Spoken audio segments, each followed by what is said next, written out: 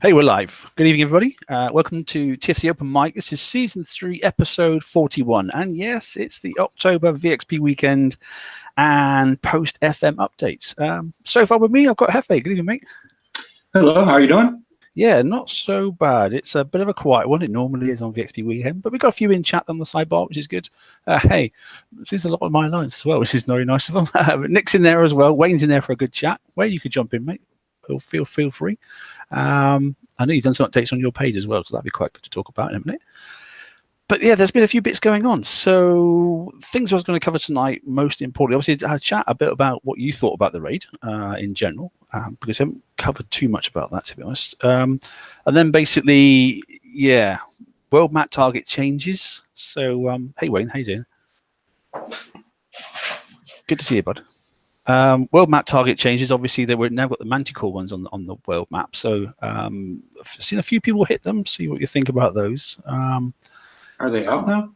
Yeah, some of them have been playing. Particularly, well, I've seen some stuff out there. Someone was hitting 60.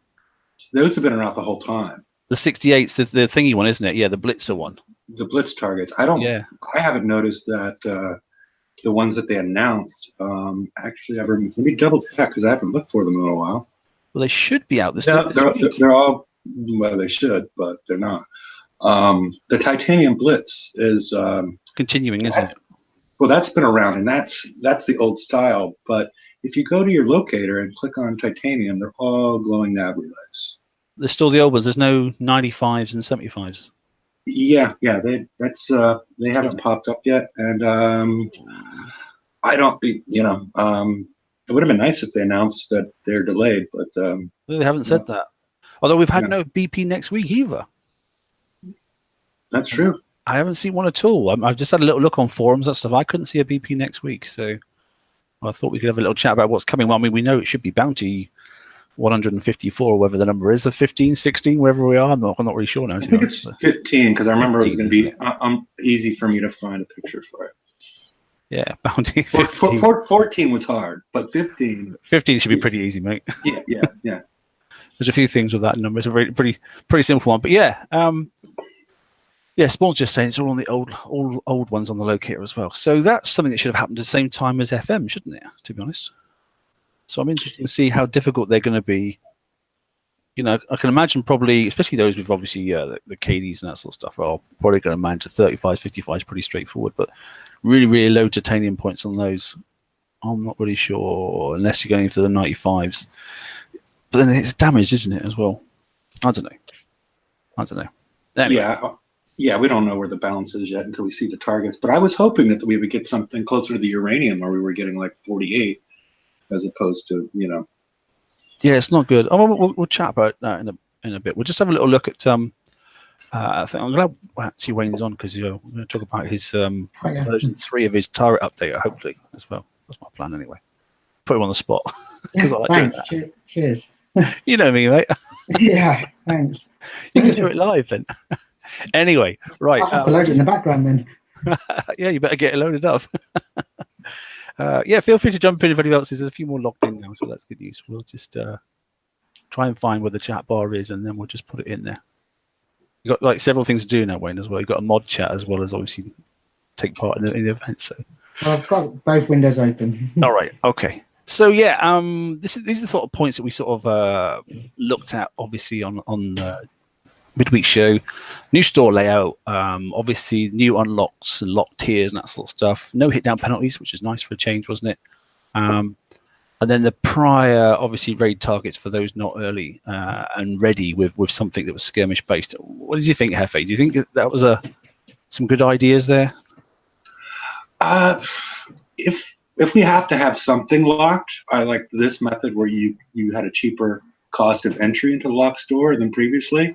Did it feel a bit FM-ish to you, in a way? Yeah, it looked a little bit that way, but I'm still not sure why. With this method, normally when they lock something, they're trying to force you to get something. What's the point of locking this if we're merely forcing us to buy uranium? That's the part I don't quite understand the logic behind it. Because before there was sort of a logic to locking the store to try and prevent people from basically giving them making them eat their vegetables, get what they need to have in order to progress in the game. But this one, if you could just buy uranium as the cheapest thing and then get into the unlocked store or the locked store, what's the point of it? I don't know. Yeah, I mean, see, I was a bit surprised, I must admit, because as I said, I did the preview, and then all of a sudden I was like, right, okay, I'm going to have to unlock each one. And I just happened to glancing at this tier 7 stuff, and there was something I needed to come remember what it was. And I hit that, and then it unlocked all the ones below it. So, because I thought literally you were going to have to go and get uranium or something in each one. I was thinking, oh, this is going to be really dull, and I don't quite see why they're doing it. But I saw I think on the last Saturday show, we were talking to somebody that still had tier 5 locked because they didn't have the Apex Hunter.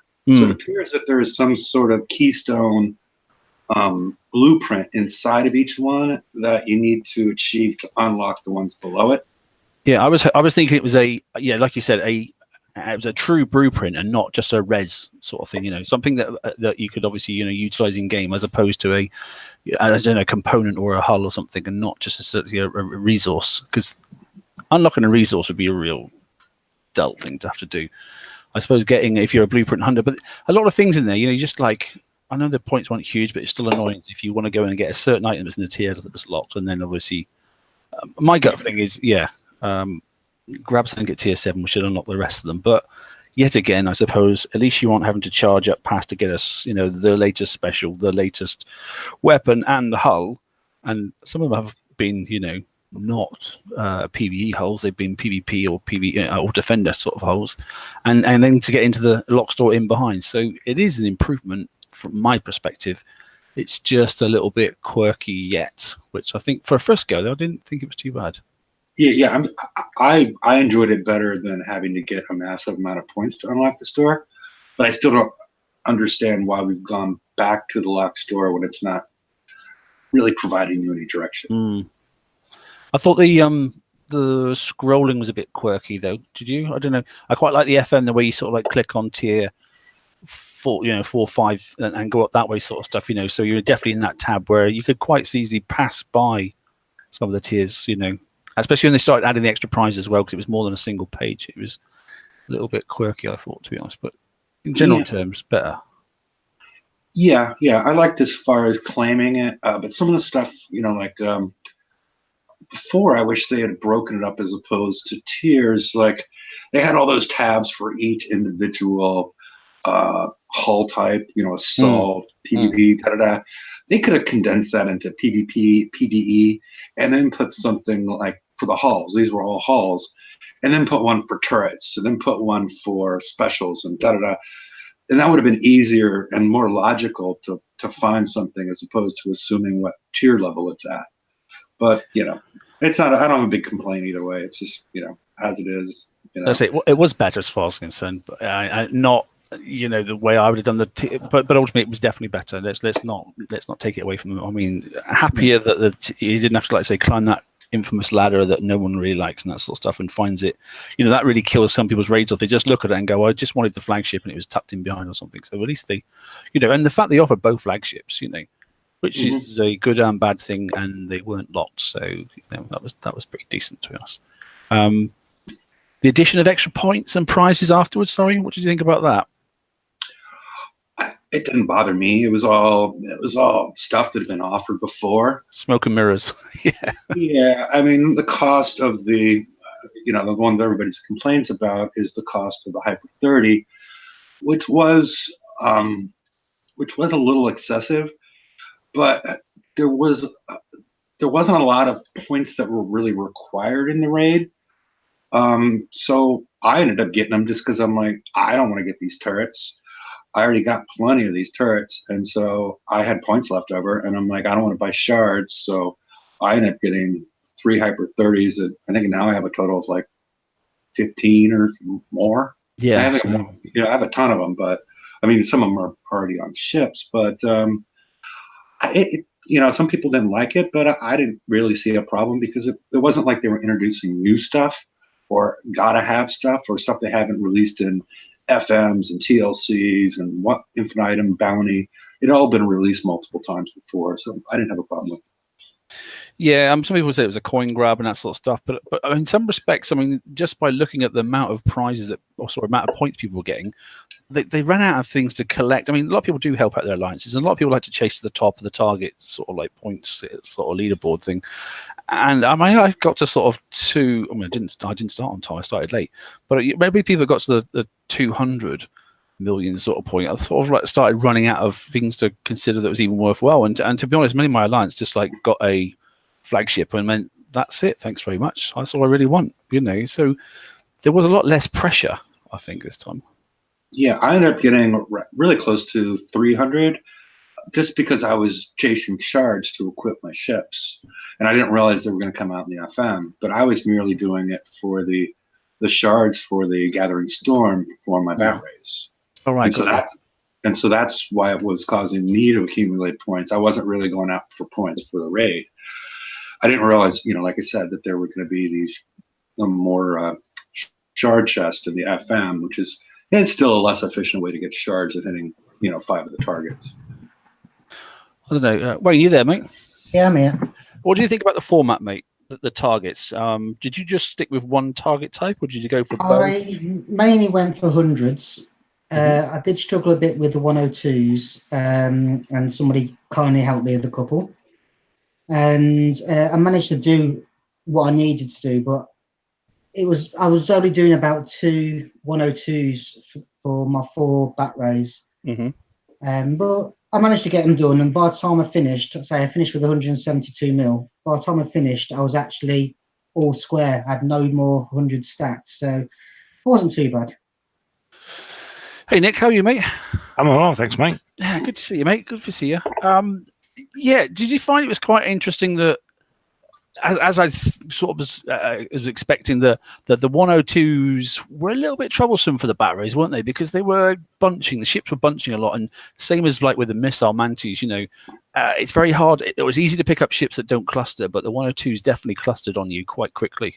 Yeah, they clustered a lot, and they circled around you. And when you got the Nighthawks firing at you, and trying to keep either on top of them, which is I found was the cheaper way, sitting right on top of the actual Nighthawk. So they can't fire at you, yeah. Yeah, so they can't fire you, and trying to get everything else before the Nighthawks. I felt that was the easiest option, but say everything just like piled on you. There was no way really of picking anything off. Yeah, great. And I think the same for the Razor guys as well, because obviously, you know, if you haven't got that ability to mess around as you wanted to, you know, with all those torpedoes in there, I sort of hung around the 102s more than the hundreds. I did find a method afterwards by using a Serpent's crew and driving around them and just turning quick on what they could in the end. So I was quite happy after a while, but initially, yeah, I was much happier than the 102s, you know, but it did pan out towards the end. What about you, Nick? Where were you? Well, my razors I thought did better in the 100s, whichever one was the bat one. Yeah, the 100, yeah. Yeah, they did better in that than they did the 102s.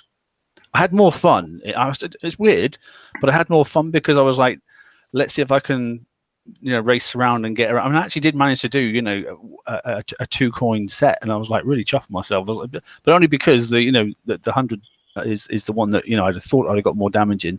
But like I said, managed to put a Sea Serpent and then just outmaneuver, not outrun, but definitely outmaneuver the torpedoes, which was quite amusing me, I have to say. It wasn't too bad. But yeah, I don't know. Heffy, you stuck with 100s, didn't you, all the way through, didn't you? Pretty much, because the 102, because I was getting those. I eventually got them down to less than 20 minutes in the water. Wow. And 4 to 6 minutes in the dock of repair. So I just stuck with those because it was, you know, it was way easier to deal with. And again, I was chasing shards a lot, and Mike helped me some. You know, sometimes we would exchange. I would hit a 100, let him finish it, and then I would go finish a 102. That seems to be the most efficient way to do it. If you're all timed up, is if you know, if you have a friend that has a bat ray, or you know, in my case with a razor tail, that you finish the targets. You know, you prep the targets for each other, and you swap back and forth, and you get a lot more points that way. But as far as the ones that I hit, I pretty much stuck to the 100s because it was way easier. Yeah, Corey's just saying in the chat he was challenging himself, and that's what I found myself doing. To try and just, even if it's just chipping away, you sort of like felt smug if you managed to do it 30 seconds quicker than the last one, or 30 seconds with less damage, sort of stuff. I quite enjoyed it. I was, yeah, quite. I mean, we had a real good time, I think, as an alliance. We a few of us did the, help each other out with different target types. One doing the hundreds and one doing. I mean, I did literally on my. I just went and hit loads and loads of 100 targets with five bat rays for people, just to prep them for them, because they only had like 3 razors, but actually 3 razors did quite well. I was quite surprised with the part fleets that were built there. I was quite shocked, but yeah. Target wise, did you like the targets in general, and especially the time to complete? I think they were better this time round, shorter, quicker.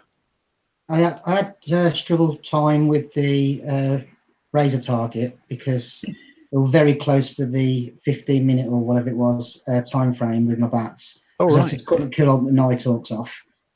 But I always seem to lose slot 1, and yeah, when I lost slot 1, it just took even longer to get them night hawks. I mean, see, that's the weird thing about that slot 1. I don't think that was intended. And maybe it's, I don't know why it is, because normally, like last raid when the Mantis, it was always the ones in slot 2 or generally slot 5 that always got slammed. And it's very unusual in a fleet that the first ship at the front end seems to take all the damage, but for some reason, or it has been in the past that it's never been slot 1, but for some reason this fleet it is. I don't quite get. Did you find that as well, Hefe, that the ship in slot 1 was taking more damage? Oh, definitely. Robot like priority targeting almost or something. It just, I don't know. I'm assuming it's some sort of, like a once you have a group that communicates 1 moves, 2 moves, 3 moves, 4 moves, and somehow with the slowdown mechanic, it's still like slightly ahead. But sometimes it appears like they were aiming at you from behind. So I'm not even sure. But Robots said on Discord this wasn't intentional. Yeah, I picked up on that as well. And if it's not intentional, then it's the first, because I've never seen slot 1 get attacked like that before. Unless it's unless it's a priority targeting thing that it's through armor points or something like that, And it's not armor points because it's all the same. I parked slot 1 ship in the top corner and tried that.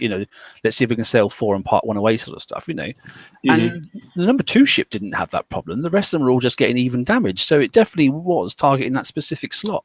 Well, so put it back into the room again. That was it.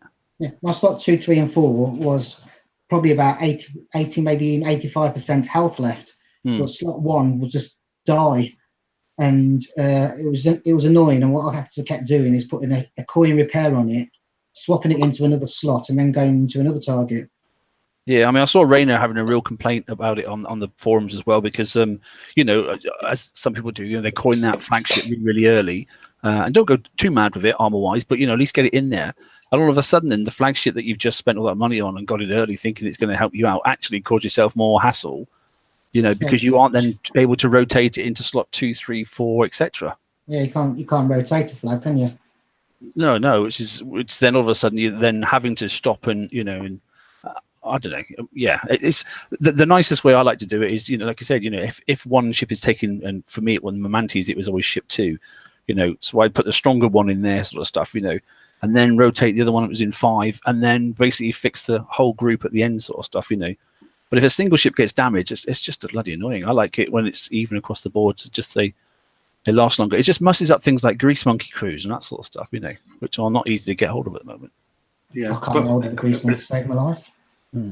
But as far as conspiracy theories that it is intentional, I know I'm skipping ahead slightly, but the flagship weapons that were flagship weapons and armor that were released in the FM really play into this. That's exactly where I was going next. Yeah, exactly that. Do you think then it's a hidden mechanic that we don't know about? Because now I've built my flagship and I've got the stuff out of the FM on it, and I've just been out and hit some SSRBs with it and messed around a bit in the 100 VXP targets. The flagship is exceptionally strong now. Yeah, but which armor did you put on it? Did you put the evade armor on it? So I've got 2 of the evade and 2 of the concussive ones. Okay, and how did it stand up? Did you run it? How did you run it? Did you run it with your? I run it with the 4 other bat rays, and I did 1 on driven and 1 on auto. Okay, and how did the damage ratio work out? Did the one Pretty still even, to be honest. Okay. Pretty Okay. even. Yeah, that's with hyper 30s, and I did leave on. I was over an hour to take it off, but I left on the tack mod as well, because later on in life I don't want to refit them again. So later on in life, when they become the world map targets, I want to be able to auto a set level if I can for a limited amount of damage. So I'm not messing around refitting. I said I'm not going to do a great deal personally on this skirmisher raid. I'm still sticking with one fleet, and I'm not going to do two unless I've got spare dock time, and the next thing I'm doing is updating my dock now. So I'm just going to use the rest of the raid cycle for this for doing dock upgrade and that sort of stuff. So that's what I wanted to get. Sorry, shipyard upgrade. Yeah, I want to get it done and get it out of the way. So I ran the first time I hit the target, the 100 target. I used my Artie Skull bot raise and my Brennus that was completely equipped except for the armors. Already had 99% resistances. For explosive and concussive. Yeah. And it took 3 or 4 times the amount of damage that the other ships did. So I didn't have any of the armor specials on, so the evade was still, I think, 55 or something like that. I'm up in the 70s now, I think. Yeah, because I didn't have any of the armor slots filled because I didn't want to repair the armor slots. So but if yours worked out evenly, that's in fact that's not quite right. So I've got the no, it's the other one. It's the explosive one at the bottoms and the evade ones at the top. That's what I've got. But I put on the MCX3 thing back in it as well. So I think I'm at 99 and 99. I wish I could break down a bit more, but it's 99 and 98 or 99, 99 on the protective, but with the evading there as well. And I've gone for as much as the splash damage reduction as I can. My evade's pretty flipping high, to be honest, because obviously the two armor specials are in there as well. I'm thinking with you have the thruster on there too. If you're at that point with just 2 of the armors, right? Yeah, no, I was going to put on the armor as the thruster, the thruster 4, because it's got splash damage reduction. But in the end, I did take that off because I wanted to put the MCX back on. So I had that thruster on during earlier, but obviously now it's fully ranked up. The turn speed was so crazy. I mean, yes, for that single ship, obviously they do link together, but I didn't want to start unstacking, if I started getting lagging. So I ended up taking it off because its turn speed was just so much higher than the other ones. So it was unstacking with that, with just one? It wasn't as, we saw that problem we had the other day, didn't we? You sort of zigs left and zig right sort of stuff, Once it was been the target for some time, it started to sort of like jitter a little bit and not be as tight and compact as you would like them to be. Like Skyfires just seem to work. I don't know why, they just seem to work really, really well. That ship's always been very good, stacking and otherwise. So, but these, just because, I mean, this even unranked, it was like a turn speed of 200 and something or other, and then obviously then I've got it up and fully sculled, and I didn't even look what the turn speed was then, but it was a lot. So I've actually took that one off, which I know I lost some smash damage reduction, but and also some evade. Yeah, a little bit of evade. Yeah, exactly. I know, but then I put the MCX special as well, and hoping that will help me out. If not, it's just a single change of one special, and I'll pop it back. But like I said, I'm up to 99 plus on both resistances now. So yeah, and is it at the point in time to talk about how high the resistances are and how difficult this is for the player base to really, the fact that they don't have any decimal points and the fact they aren't do you think they'd rather they'd created the targets with an evade? I mean, I suppose they're going to say, well, everyone just bring in their ships from last time otherwise.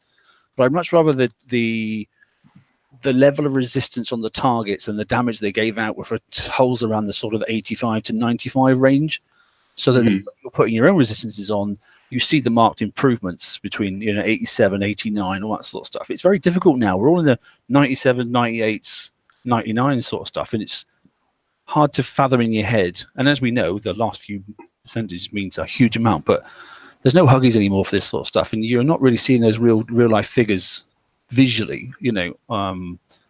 As you build them, you just see a fixed 98. Well, you make another armor change, it's still 98. You do 2 armor changes, it's still 98. You're like, well, what am I doing here? Yeah, I mean, one of the simple solutions is just to add 2 more significant figures. Add 2 decimals, 99.999. That would be potentially one solution, but it really doesn't get at the fact that we have all these stacking auras that also go on top of this. Yeah. With the 60s and the 30s, all that stuff is going on top of this. And again, it requires a spreadsheet to figure all this thing out. Because I think there's about 14, there's about, in the flagship, there's about 14 different places you can add resistances between the auras, your armors, your specials, the weapons. And you need to calculate all that out, because the difference between 99.0 and 99.99 is you're taking, the difference is, you're pretty much 100% more damage, Huge, yeah. And we're not, it's not available to the players that easily unless you want to put a spreadsheet together with, all 14 factors. And still not understanding if there's a minimum damage component that's also involved with this. That's like, okay, well, once you hit 99.2, it doesn't matter anymore. This is the point where you start putting on splash reduction and evade to lower your damage, because you're just wasting your time with the rest of it. Which is what we sort of noticed. I mean, that was a sort of hint straight away that when I literally did that run, when I put the Serpent's crew on, when I hadn't been running Serpents, I've been running Steelheads, instantly my damage dropped. Now, whether that was my availability to avoid the incoming turrets, torpedoes, I don't know. But I definitely, straight away, I took 30 minutes damage less by just changing crews. And I went, oh, well, that's interesting. But I agree with you. It's a little bit messy, and it's a little bit too fine, as a set of figures to me. It's too far up the top end, because otherwise, where the hell do they go next raid? This time next year, when it comes to the next skirmish cycle, we're already at 99% resistance. Well, 99% resistance is 99% resistance. It's not where do they go to the next lot? I don't know. I think and a lot of people with their builds, it shows 100%, which is not really 100%. It's over 99.5. Yeah. So yeah, it's I don't know. It's a goofy game. I saw that on a couple of the pages where people go, "Look, I'm at 100%, so clearly I can't get any damage now." Well, yeah, again, it's not quite the situation. So, but anyway, Nick, sorry, mate, you've been a bit quiet there. So, how's it been for you, buddy? Well, I mean, going back a little bit, I was really not, because I did my Razor flag on the first day. Oh yeah, go on then. Complete with armor and everything. Did you? Bloody neck. Oh yeah, I've got skirmish tokens and my 11 days of FM tokens, so. I built it complete, knowing it would be a pain to rank as well, but did it anyway, and it was just awful. It was worse than using the bat ray in slot 1 and hiding it in the corner and using the 4 razors, because it just wiped the flag out. It would do 3 targets. That was it. 3. Well, it weaker, didn't it, for some reason? Yeah, because it just slaughtered it. If you wanted, you've got to go and put a couple of coins on it to do another 3 targets, and the rest of the fleet was fine, but the flag was absolutely getting decimated. Yeah, so I was saying, for Raina said the same thing. She was fuming, the whole. I mean, I don't know if she armored or not, but the whole just seemed to make things worse, not better. Yeah, it did for me. It was awful. And whether this new FM, I mean, that's the problem now. So we've got VXP targets, and yes, they look very, very similar, but I'm never quite so. Someone said today, oh, these are different VXP targets to last month's VXP targets. So, yeah, they are. They do look slightly different, that sort of stuff. But I don't know if the damage ratios, because obviously you only get 1/100, and you obviously got to try and rank a razor tail, and the Occam sort of stuff, and then obviously the bat rays as well. And you've got to sort of try and please everybody in a single target, which is not easy. So I still don't think we've seen the real targets that these flagships are actually designed for, and we aren't going to for another 3 weeks, sort of stuff. So whether this armor and the FM, and the 2 new specials that you can put on the 2 new weapons, obviously you can put on each of the flagships, make the huge difference, and all of a sudden do really make the ship that much stronger or is more resistant than the other 4, and give you a consistent damage across the whole fleet of 5. We'll find out, I suppose. But I agree with you. At the time, it just seems like there was a huge something missing off those ships, and I literally just went, right, well, I'm not doing it, and I built mine in slow time. As soon as I saw a couple of you guys really struggling, I went, I'm going to stick with 5 standard ships. It seemed better, to be honest. But it's annoying for you. Yes, you went ahead, you used your tokens, that sort of stuff, and you seem to gain no benefit from doing so. Yeah, because I mean, I didn't build 5 ships. I'd got the 4 raises. I mean, look, I'd got the KD, so I was able to do the TLC before the raid, right, to get the bat raise and build some halls, like, well, you know. Yeah, I never got to the mastery rounds because I just didn't have the stuff to do that. Well, not Yeah. stuff to do it, but it was cost effective. So I thought, right, I'm not doing that. Without the KDs, it was a waste of time. I would have costly. Anyway. Yeah, I agree. The KDs has come into its own actually over the last few months. I must admit, I'm generally quite impressed with that. I'm still not building one, but I still. Yeah. I'm worried about the next cycle though, because obviously there won't be a KDs to go into the next TLC, and you've got to do it with the Man of War. With the ships that you've got now. It's going to be painful. He has to throw it in every time, doesn't he? The Man of War. I never built mine. Oh, I did. I know. That's why I never built mine. Hey, Rob's in chat and sidebar. Yeah, he loves his KDs. I know he does. In fact, we're in the same sector at the moment, I think. I'm pretty sure we are. I'm sure I saw Rob above me somewhere. I was on today. I've been on for much, but I was on today, and I'm sure I saw Ron running around with some ships. Anyway, yeah, so interesting. So 3 or 4 ships could definitely 4 ships could have done that. Even though it said warning, going in here, 4 ships could actually do the target quite nice of the right faction, that is. So that was quite decent. Yeah, I was doing when I was talking about doing the 100s with my bat race. I only built 4. Oh right, okay, yeah. I only had 4 as well. Yeah. All right, yeah, and so I'm all for that as well. If 4 ships, did it, the first of a 3 raid cycle, then I'm quite impressed with that, to be honest. I just like the target completion time. I managed to get through quite a few quite quickly, and then just go and fix. I mean, I don't mind if you can do 4 or 5 targets, and then you can go and fix, and then come back and do 4 or 5 targets, which is basically what I was doing. So, yeah, quite enjoyed that. Overall, I think it was a more positive raid than the very first Manti raid, wouldn't you? Wouldn't you say so? Or can't remember that far back. I mean, best think it's 6 months ago now. Yeah. It was tricky because it was much less enjoyable. I mean, basically, you just ran your ships down, and then you came back, 8-10 hours later. There was not really as much of an opportunity, I think, for at least if you had the scattergun during the first raid, and you did not have the flagship. It was just like go out, take a bunch of damage, come back, get the flagship. It just wasn't. You didn't see as much potential for improvement at that point. At least I didn't with the scattergun version. Yeah, it was interesting. I mean, I sort of took a real risk of building the scatties over the, and I thought literally by raid 2 I made a huge mistake and that sort of stuff. But for me, in the end, I'm glad I did go the scatter route for the Mantis. I'm not sure if it's going to be the right idea. Like I said, I'm really interested to see these. I was hoping some people might have seen them, but because I haven't had a chance to get on too much. But I was hoping these targets would be out there and I would start seeing some videos. So the fact that they aren't, although they should be, is interesting. I'm not quite sure why that is, but.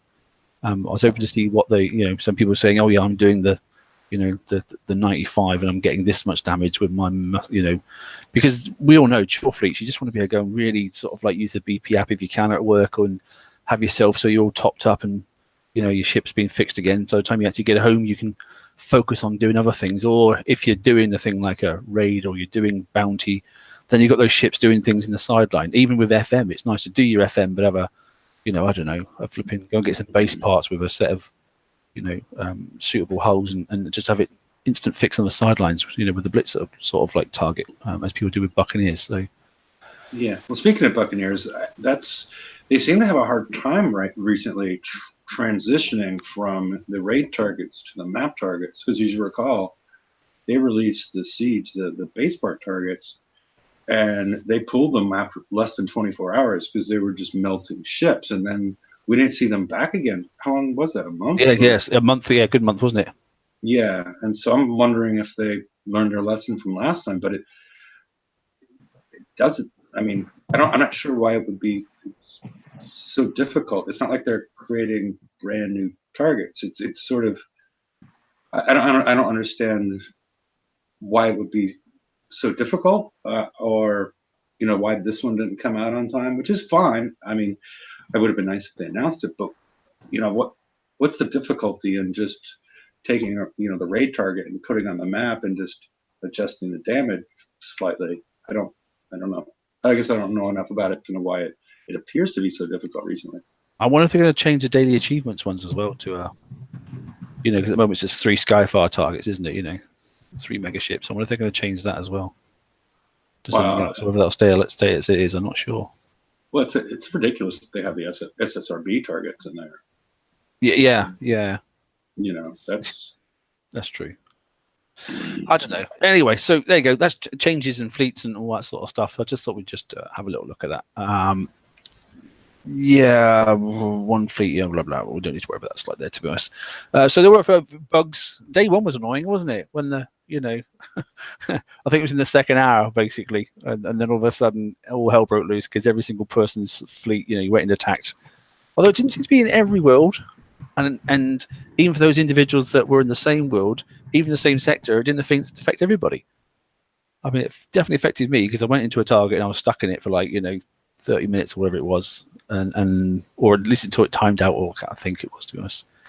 And I tried another one and it did exactly the same thing. And other people were saying, "Oh yeah, I've got some more points now." And this is guys in my alliance on the alliance chat, and I was like, "How can you be getting points? I can't even get in a freaking target." Did anybody else suffer that at all?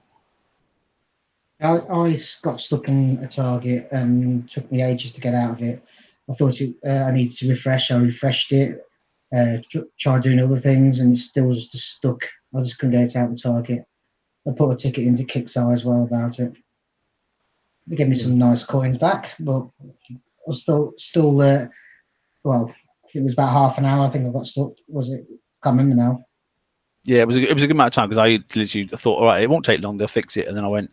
Okay, it didn't take all night, I must admit. It did take a couple of hours though before they squared it away, Yeah. Nick, did that happen to you at all? It did, yeah. And I got quarter-8 about it because all I wanted was my fleet back so I could put it in repair and log off. Just get off it, and come back when the game was fixed because I was really getting, I didn't want to be coming back next morning to a dead fleet. And it was just stuck in a battle that I couldn't even join, and it was. You couldn't see it, yeah. You didn't know whether it was just dying in there or whether it was. Well, I knew it was nearly dead when it went in, so it wasn't. It wasn't going to come out alive. It booted you back to the map, didn't it? Yeah, but you didn't know that at the time when you were stuck in there. No, you didn't know what's going on in there. So, I mean, interestingly, it went into the battle, and then basically it was like a non-battle, wasn't it? In the end, it ended up it was just nothing there. Yeah. So, yeah, odd. Hey, James, how you doing? Hey guys. You all right, buddy? Yeah, fine, thanks. Good, mate. Good. Yeah, we're just talking about the obviously, if you've been following the sidebar chat, we're just talking about the day 1 sort of getting stuck in target scenario. Did that affect you at all? Oh, he disappeared. I don't want to talk to you. Obviously not. Popped in, popped out. A Star Wars moment. Let's see if he pops back in a minute. The Force wasn't with him. Yeah, and the bottom bit I've got on that slide there, which we'll just finish off with, is I just snagged that off of Ren. Put up a post of do you think you're going to need 2 fleets for this skirmish cycle, or are you just going to stick to 1, that sort of stuff? And I think it was quite interesting. I mean, I think a nervous amount of people are saying, I'm just going to go with 1, and I don't know whether I made the right decision or not, but I'm certainly not going to push out a second. Like I said, 12 days per ship plus 20 days basically for a flagship for a 3-month race cycle to do 2 fleets. I'm just not going to do it. It's just too much of a commitment. Refactor's been pushed back, I know, and that sort of stuff, but I am still waiting out. There are some PvP things to do.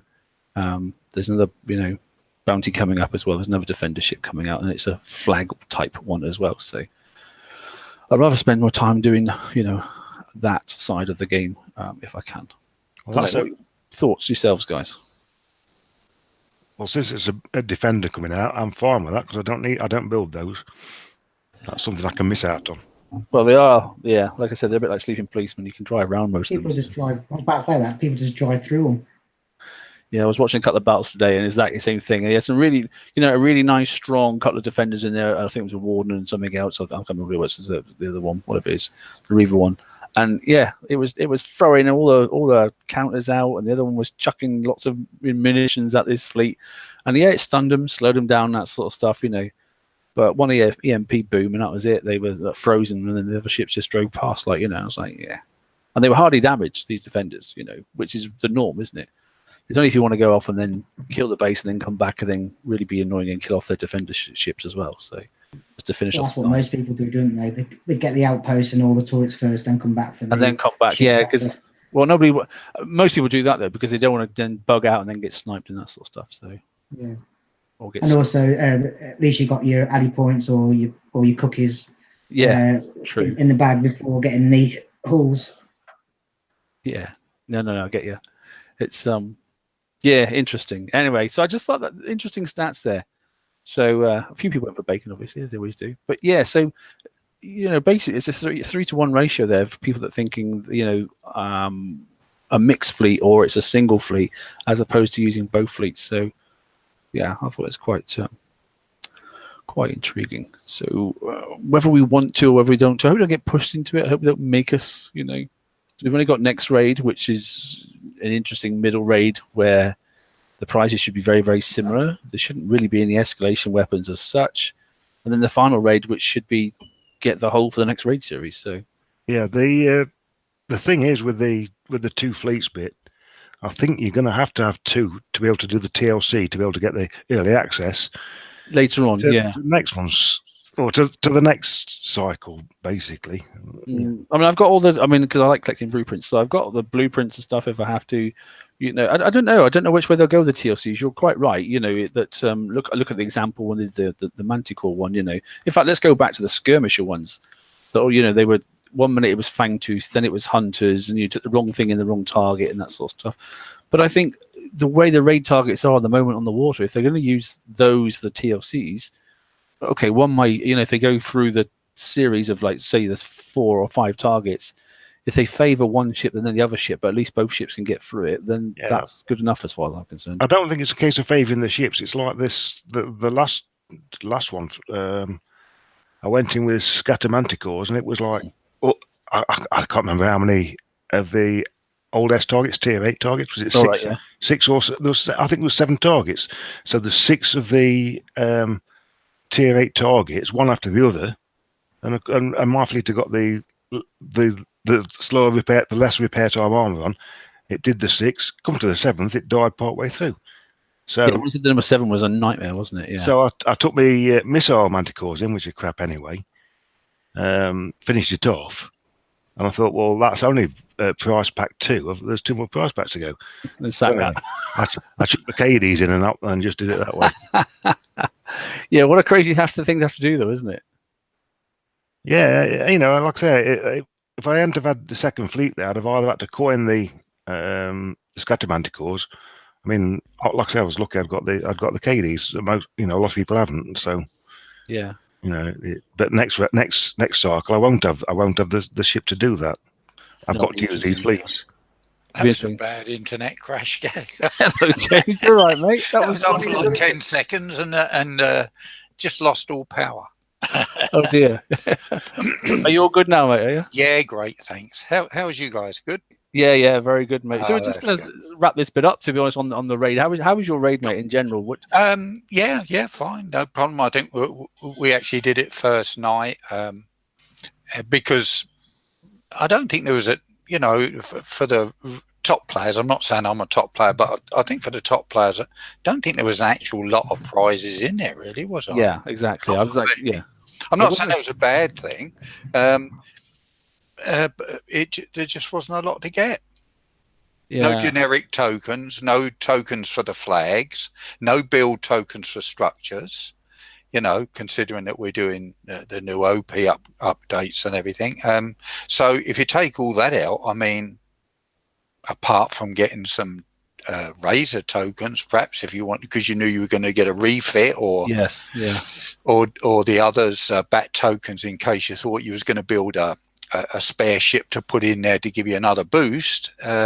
We just actually built 2 flags because I just thought that might be a better way to go. I don't know yet, Yeah, so do a mixed fleet sort of concept.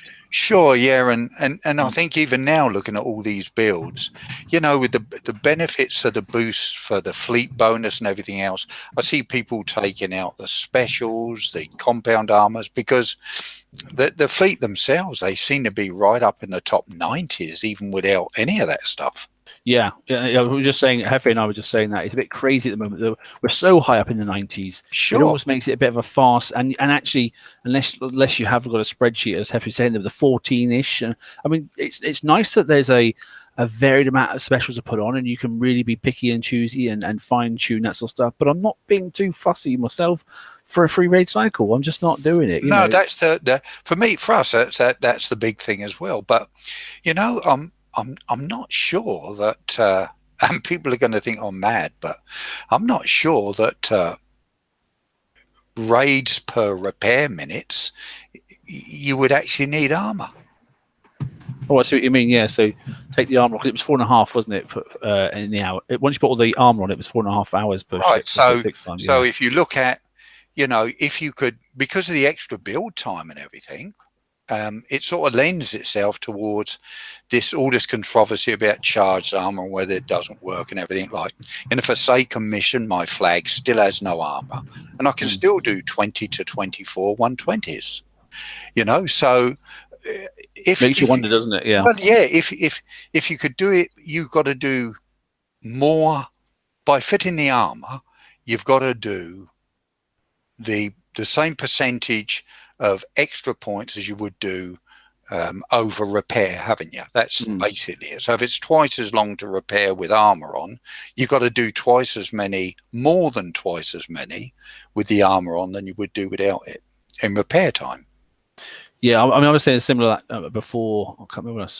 A few months back, I was saying the same thing. We were in some targets and the splash-based targets, and working out that actually when I took in 3 ships, although they took a little bit more damage, they were actually more cost-effective than taking in 4 ships because the damage was right. Yeah, yeah. I mean, that goes back to the very first when they first brought the Drac towers, the Drac bases out on the map. If you had one ironclad built correctly, you could do all 4 corners for insta repair, because if you put 5 in, you got 5 times the repair. Yeah. Because splash isn't spread between the fleet. Splash is equal to every hole you put in. It's a weird thing, isn't it? I mean, it is odd, isn't it? And I've seen also a couple of people bobbing around with, as Ren made a build there, basic tides as well, and doing single ships on low levels, because the tide itself isn't a horrendous fit. It's not brilliant, but putting the right little armors on, like you were saying, the free fix armors, it makes it a bit viable if you can then up its resistances to such a level, and you can now, without making it a horrendous fixed time. Take out the flagship, because that one's always been awful. Yeah. So.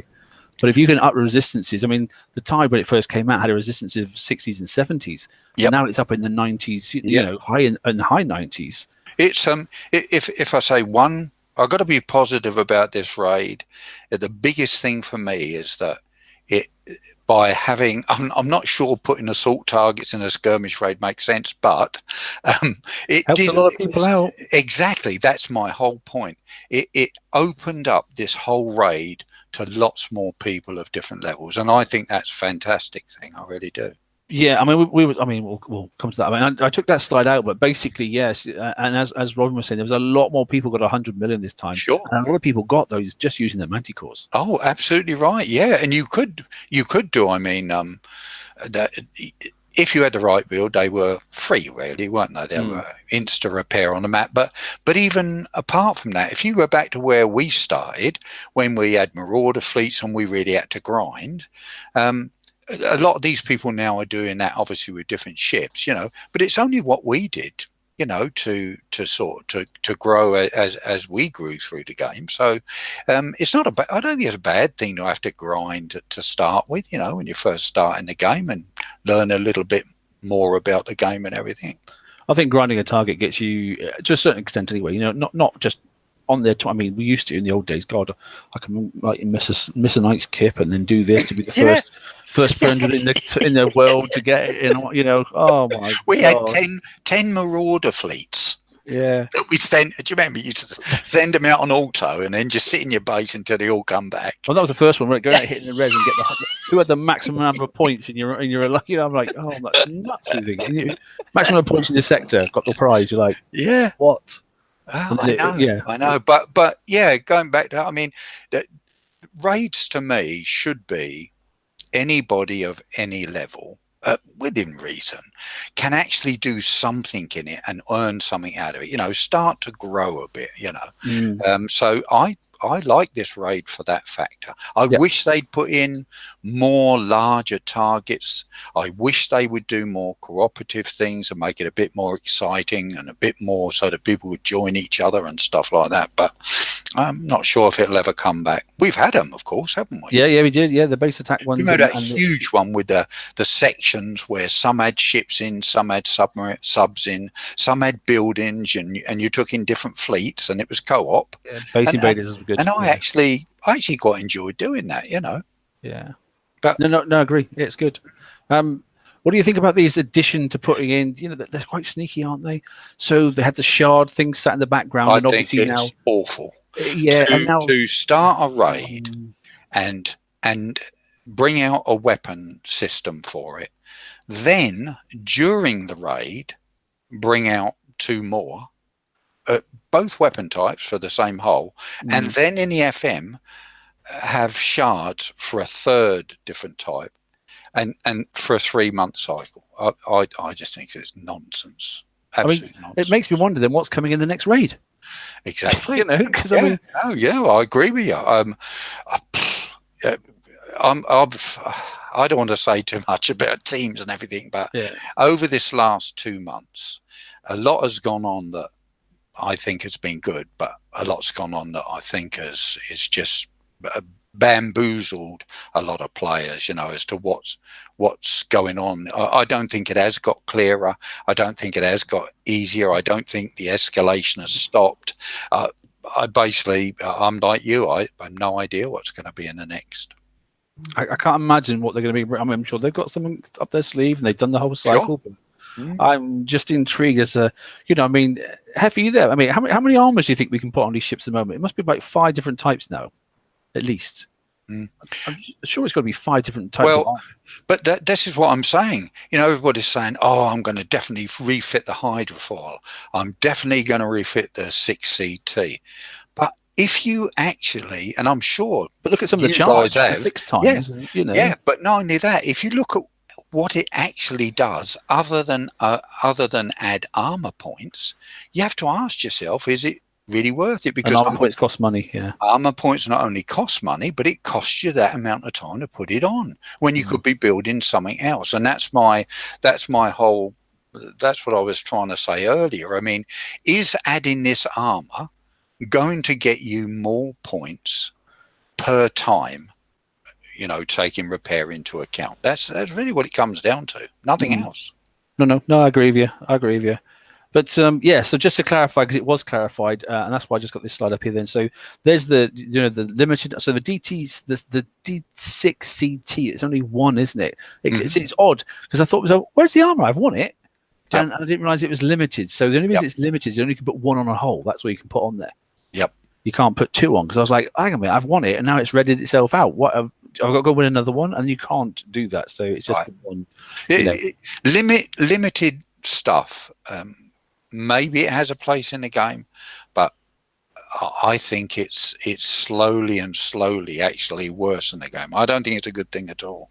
Not the way they're doing it at the moment, you know, with shards and different guns and this sort of thing. Look, you can't, even if they put it in a Forsaken mission, all of this limited stuff every week, you couldn't get it and fit it by the time of the raid cycle's over. You know, I mean, it's only a 3-month cycle. We've only got 2 more to do. Yeah, very much so. Yeah, it's crazy. Well, for me anyway. I agree. I don't like limited items point blank. Say again, mate. I don't like limited items point blank. No, correct. Yeah, I don't think many people do. For me, if they want that particular special hull weapon or whatever as a limited, rather than having it limited, just slap a higher price on it and make it unlimited. Yep. Because if we need it, we need it. Why should the limiters and makers? Well, it's just stupid idea for any. Well, look at this ISO 30 thing as an example. 25 million points. Yeah. 125 million, and I've got 20 that you win just getting shards out of wherever we got them out of? I can't even remember where did we get them from? The Forsaken mission? Gone Hyper from 30s. last raid, didn't- gone from Yeah, last last raid, raid, didn't- wasn't it? It was last raid had a. You remember we had the dedicated. Oh, so that the was one it. down You're target. right. Yep. You could Yep. pick a target and then get hyper 30s. Yeah. And then the very last one they just on the last raid, all Yeah. the levels was just a random shard drop. You know. That's it. So I think I hate random shard drops more than anything. Oh, you're right. I hate random. I mean, you go in, you do exactly the same target as anybody else. You spend exactly the same repair time. Why is there a need? What is the point to random? I don't get it. You know, I have no issue with the fact that there are a set number of different specials now. Sure. You know, and it's opened up the. You know, it used to be a case of just open it up and it was a chocolate box. Here you go. This is how you build your ship and away you get. At least with this cycle here, you've got a few different armors, a few different specials, and you can mess around with it. And it has opened up the forums. It's a real shame that Huggy Sense is still going now because there'd been some really good sort of like, you know, and we can look at the proper stats and that sort of stuff. But there have been a lot of people doing a lot of different versions, you know, even changing a couple of specials and a different armor here and that stuff. I think we're going to continue seeing that. So I think that's a great thing. I mean, I actually played a game to do just events and builds, you know, base designs. There's stuff that, you know, is like a puzzle. That's a bit I like about the game. So when you have an opportunity to try different things, it's brilliant. My big thing is that unless you coin a lot, by the time you've got through this cycle, you haven't really got a lot of time to mess around because you're on to the next one straight away. AKA you know? prototides, eh? Yeah. Don't even go there. I've actually got mine my really good now. Yeah, I mean they're good fun, and if you do mess around with them a little bit, you know, you can actually make them really, really strong. But you know, on my I took my bat rays into the SSRB, you know, and they came out with 11 minutes fix, 9 minutes fix, 12 minutes fix, and went right. Okay, I'll just see what is auto. 14 minutes fix. Yep. So I know what I'm doing from this point forward. You know, that's it. Off well, that's the thing. But then you can do the SRBs with protos for insta repair, can't you? Yeah, you can. Yeah, exactly. You know, so how much stronger is this? It shows how they mess with targets, because if you go on those facts, I know it's different. People will say, well, it's different damage values, but at the end of the day, they're skirmish holes, and they're for skirmish targets. And if they do roughly the same against certain targets in one, when the damages are the same types, two basic same types, then they should really do the same in other stuff, you know. And it just don't work like that, does it? No, which is timely because we're just going back to, and Hefe's back now. So this VXP weekend, who's been doing what exactly? Have we all got now 5 hulls at least to try and rank, or we got a flagship? Or I've just done the flagship and that was it. So you've done a flagship? Yeah, I mean, I've done a flagship as well. That's all I've done, to be honest, which was for the battery, I think it was like 5 coins each one and go and crash it 8 times or something like that, wasn't it? Something like that, yeah. I mean, I've got nothing else to I've only used my mega ship now for getting the VXP tokens for you know, PvP ships, so I don't bother waiting and ranking those up anymore. So well, I didn't bother building any razor tails, so I'm going to stick with my bat rays. I just built the flag, ranked it up to this morning, and doing its refits now. So I'm not going to. Well, I haven't got anything else to rank, so I was just leaving it as that. Yeah. What about you, Hefe? How you getting on? Because I knew you didn't have a full fleet to start with. Where are you to now, mate? I sculled my Brennus and then Bat Ray, because I have 4 Bat Rays that are already sculled, and then I did 3 Razor Tails because I'm part of that you know, whatever percentage that thinks you're probably going to at some point wish you had both fleets. And I found it you know, we talked about it a little bit. I see 2 easy approaches. One easy approach is to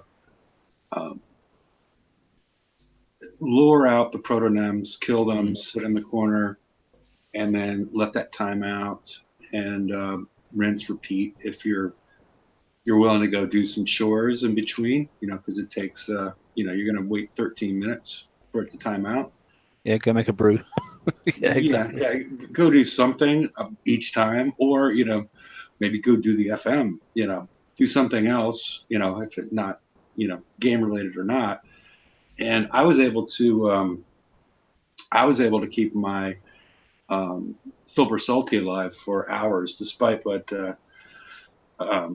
somebody else has said. Yeah. Despite one of the moderators told me last night that after a silver salty expires, it no longer helps you increase your VXP.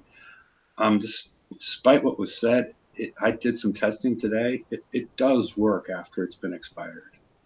And so I was able to keep that crew alive for 3 hours. And the only reason I brought it back after 3 hours was because I wasn't sure if I was skulled or not. I was at 72%. Basically, that's what I did. Yeah, I looked at my silver and I went, "Oh, it's got like 4 minutes left in it. Right, let me go back in the dock and see where it is." I went, "Oh no, it's not quite there." I went back out again as well. And I just kept going. You know, even though it said it had run out, it hadn't run out. Yeah. You're still getting that increase in VXP. The other approach that you could use is if your ships aren't that strong, because I was using fairly well-built ships when I was doing this, and I was able to kill the protonems, you know, like 15, 20 times over without losing any ships and having to dock. But if you have weaker ships, I use the like was the case for my razor tails, I use the 1% approach, where as long as you have 1% health on your total of your fleet, you can cheat this a couple of ways by adding in a conqueror or something else and put even less health on there. But it's about a minute and a half if you don't have armor on your razor tails or your bat rays to get them to 1%.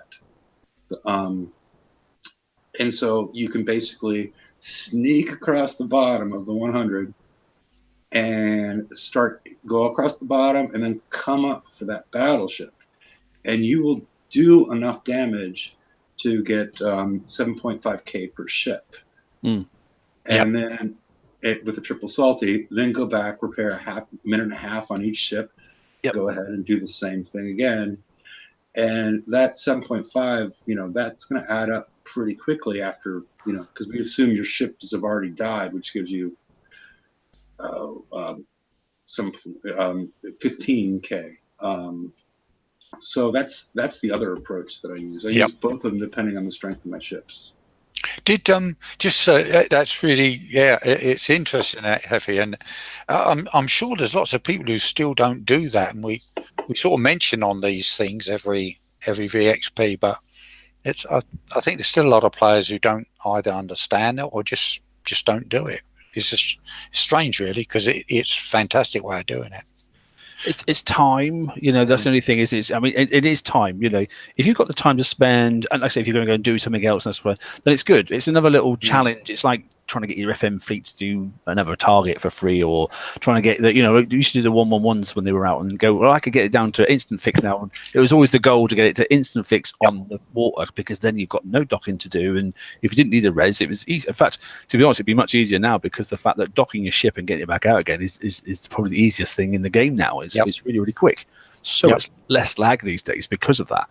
For me specifically, and much more of a time saving, you know, just like doing your daily chore when you've got your Skyfires and you've got the 3 rounds, you can go and drop off 500 and you send them back in, you know, send them back out again, instant fix them because it's less than 5 minutes fix, and then just go and hit the next target.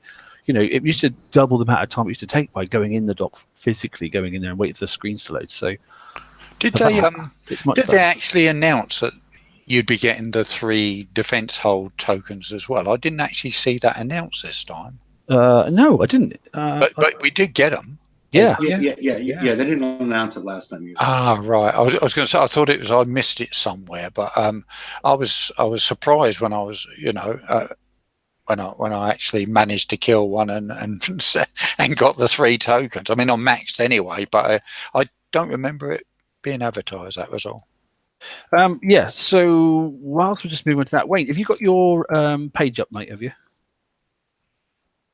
or if you can get your page up for me, mate. Then I just wanted to sort of like, there's a few people that are like a little bit confused for some reason on two things. One was base damage calculator, how to use one, and the other one was basically how to use this turret calculator as well.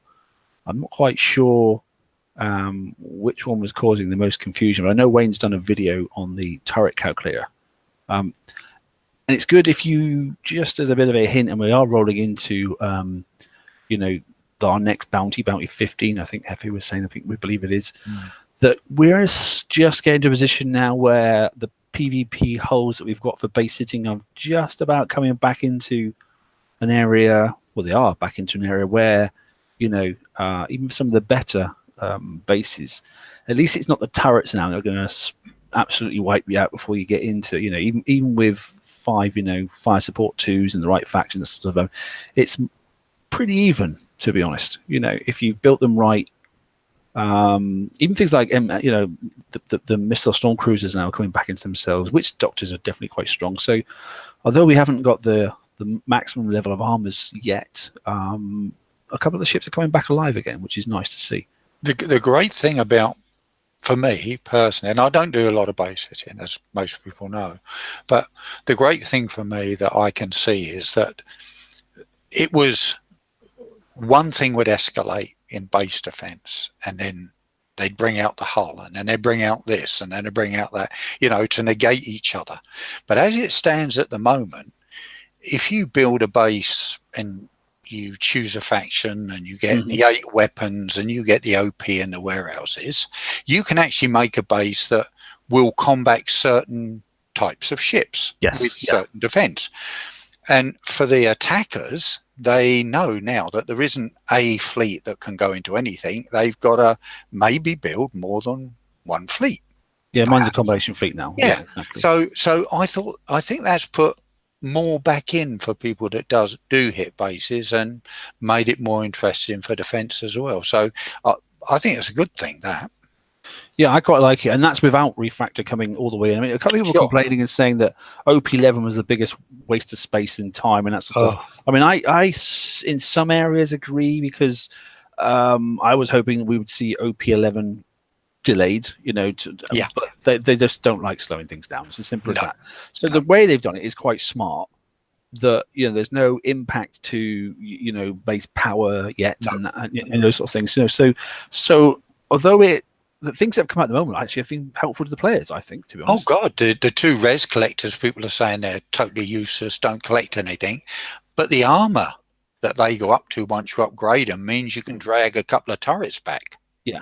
You know, shipyard. Oh, sorry. Yeah, you know, the fact that you can store more ships now and that sort of stuff. You know, isn't it? Yeah, that's a huge up speed. You know, so there are some really good things that have come out of this, and it did feel really weird that all of a sudden, you know, it's nice that you weren't doing new walls, but you know, it did feel really weird there was no new tiles and you know, no extra turrets.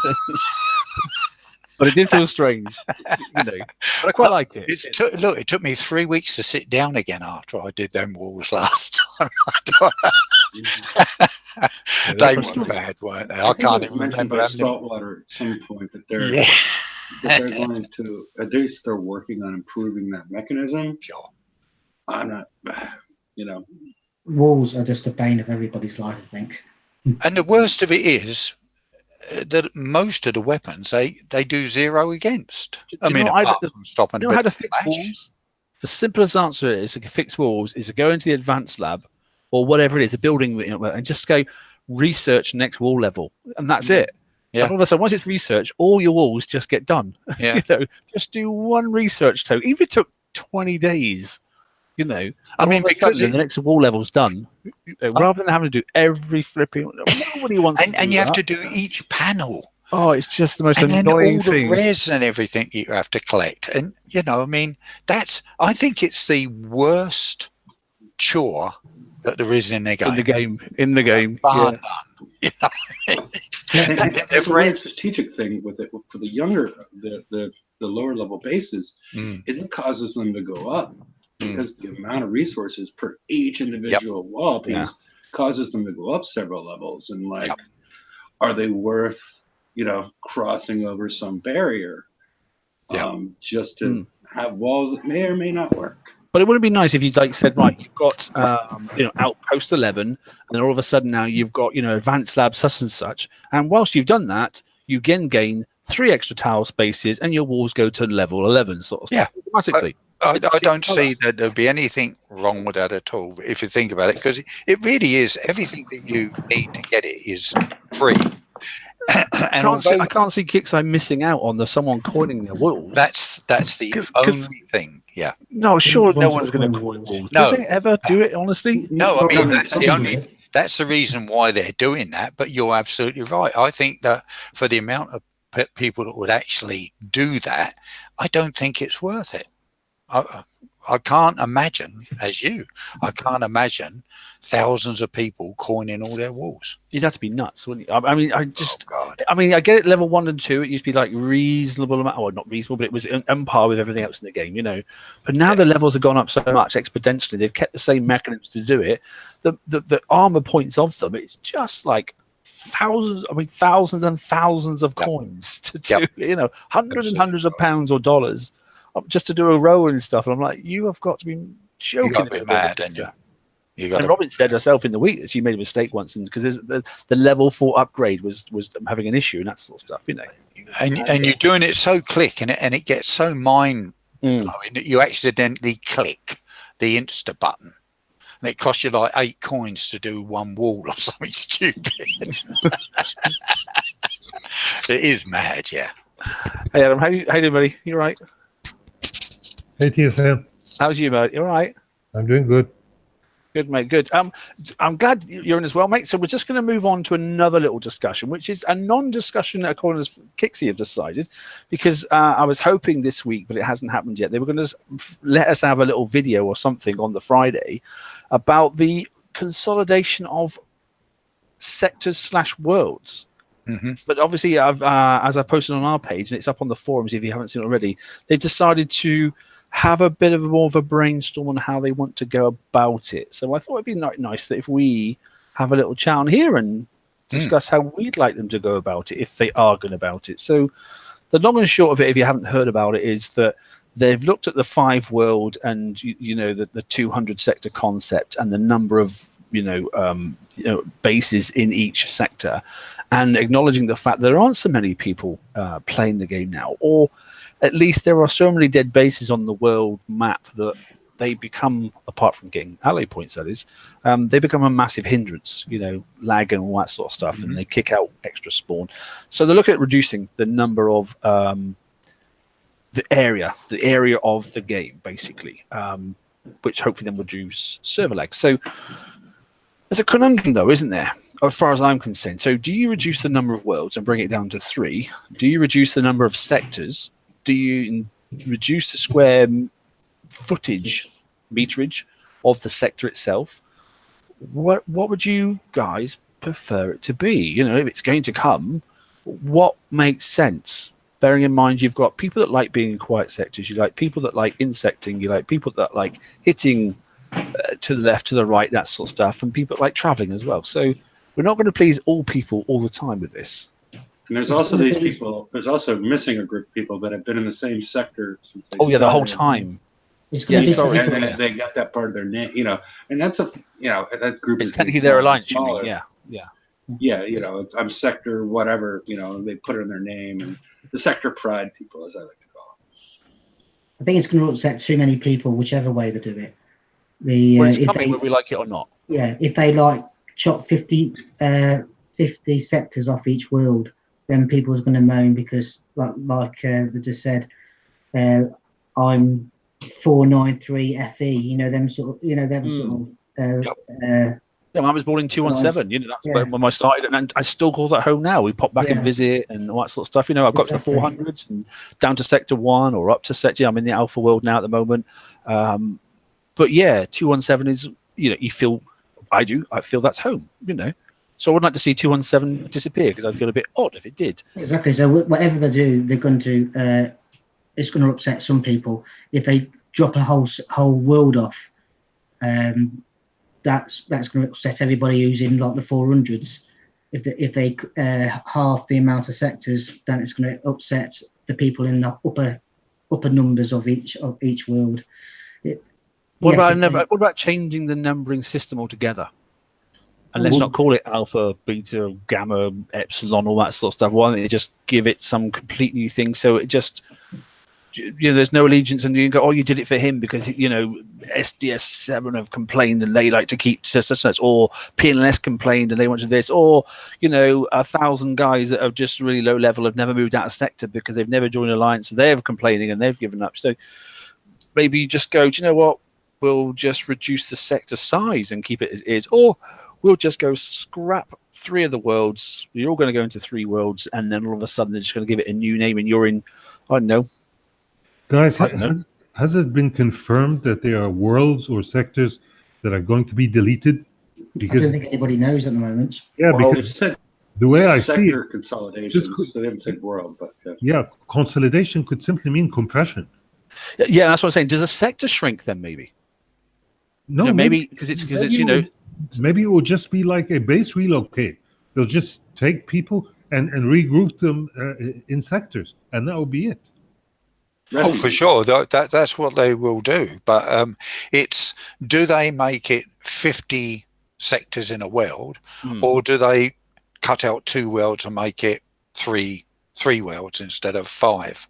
See, I mean, the wording is very loose. Yep. And I get why it's been made very loose. It makes sense to have it loose. I'll just quickly share exactly what they put in today. I mean, there has been previous. Discord's a great place to have a chat about this because obviously then the Kickside guys are on there as well, and they're sort of like going, well, we just don't know. We're not quite sure what's the best way to do this. That's what I've read so far, and I think Hefe will probably agree with me because it's not going to be. It's not the end of the world. It's not the end of the game. But in some people, I think we all agree, without the chat, this game would have died a long time ago. Absolutely right. The other option they might do. People come back for the friendship, and people come back for the banter. It's a sandbox game. In essence, pay a this penny is a social game. This is a social game in essence. Yep. You get a lot more kicks from the interaction with people than the game itself. Yeah. I mean, you wouldn't sit down on any other game, chatting without the chat, and you would you grind those targets away if you'd done somebody in sideboard chat just to talk to while you were doing it, because you just go, this is just personal friendships. I mean, tell me a game where you develop personal friendship that you get somebody's mobile in a country halfway around the world, and you actually call that person because you actually have been in the same alliance for like 5, 6, or 7 years. Sure, yeah. I mean, I play a lot of combat games. I'm sorry, I don't consider it as a combat game, but and when it's a social game to me. It's a social game, yeah. Squads and stuff like that. I mean, they actually are what make me play those type of games. That you meet up with friends, you're chatting to them, you're playing other players, and you get into interaction with them. If it was a sandbox game, you couldn't sell this game for $1. Yeah, I agree with you. It wouldn't have continued. It would just lasted like a year tops, and it would have died after that. Sure. Which makes you think why they got World Chat fixed up. Yeah.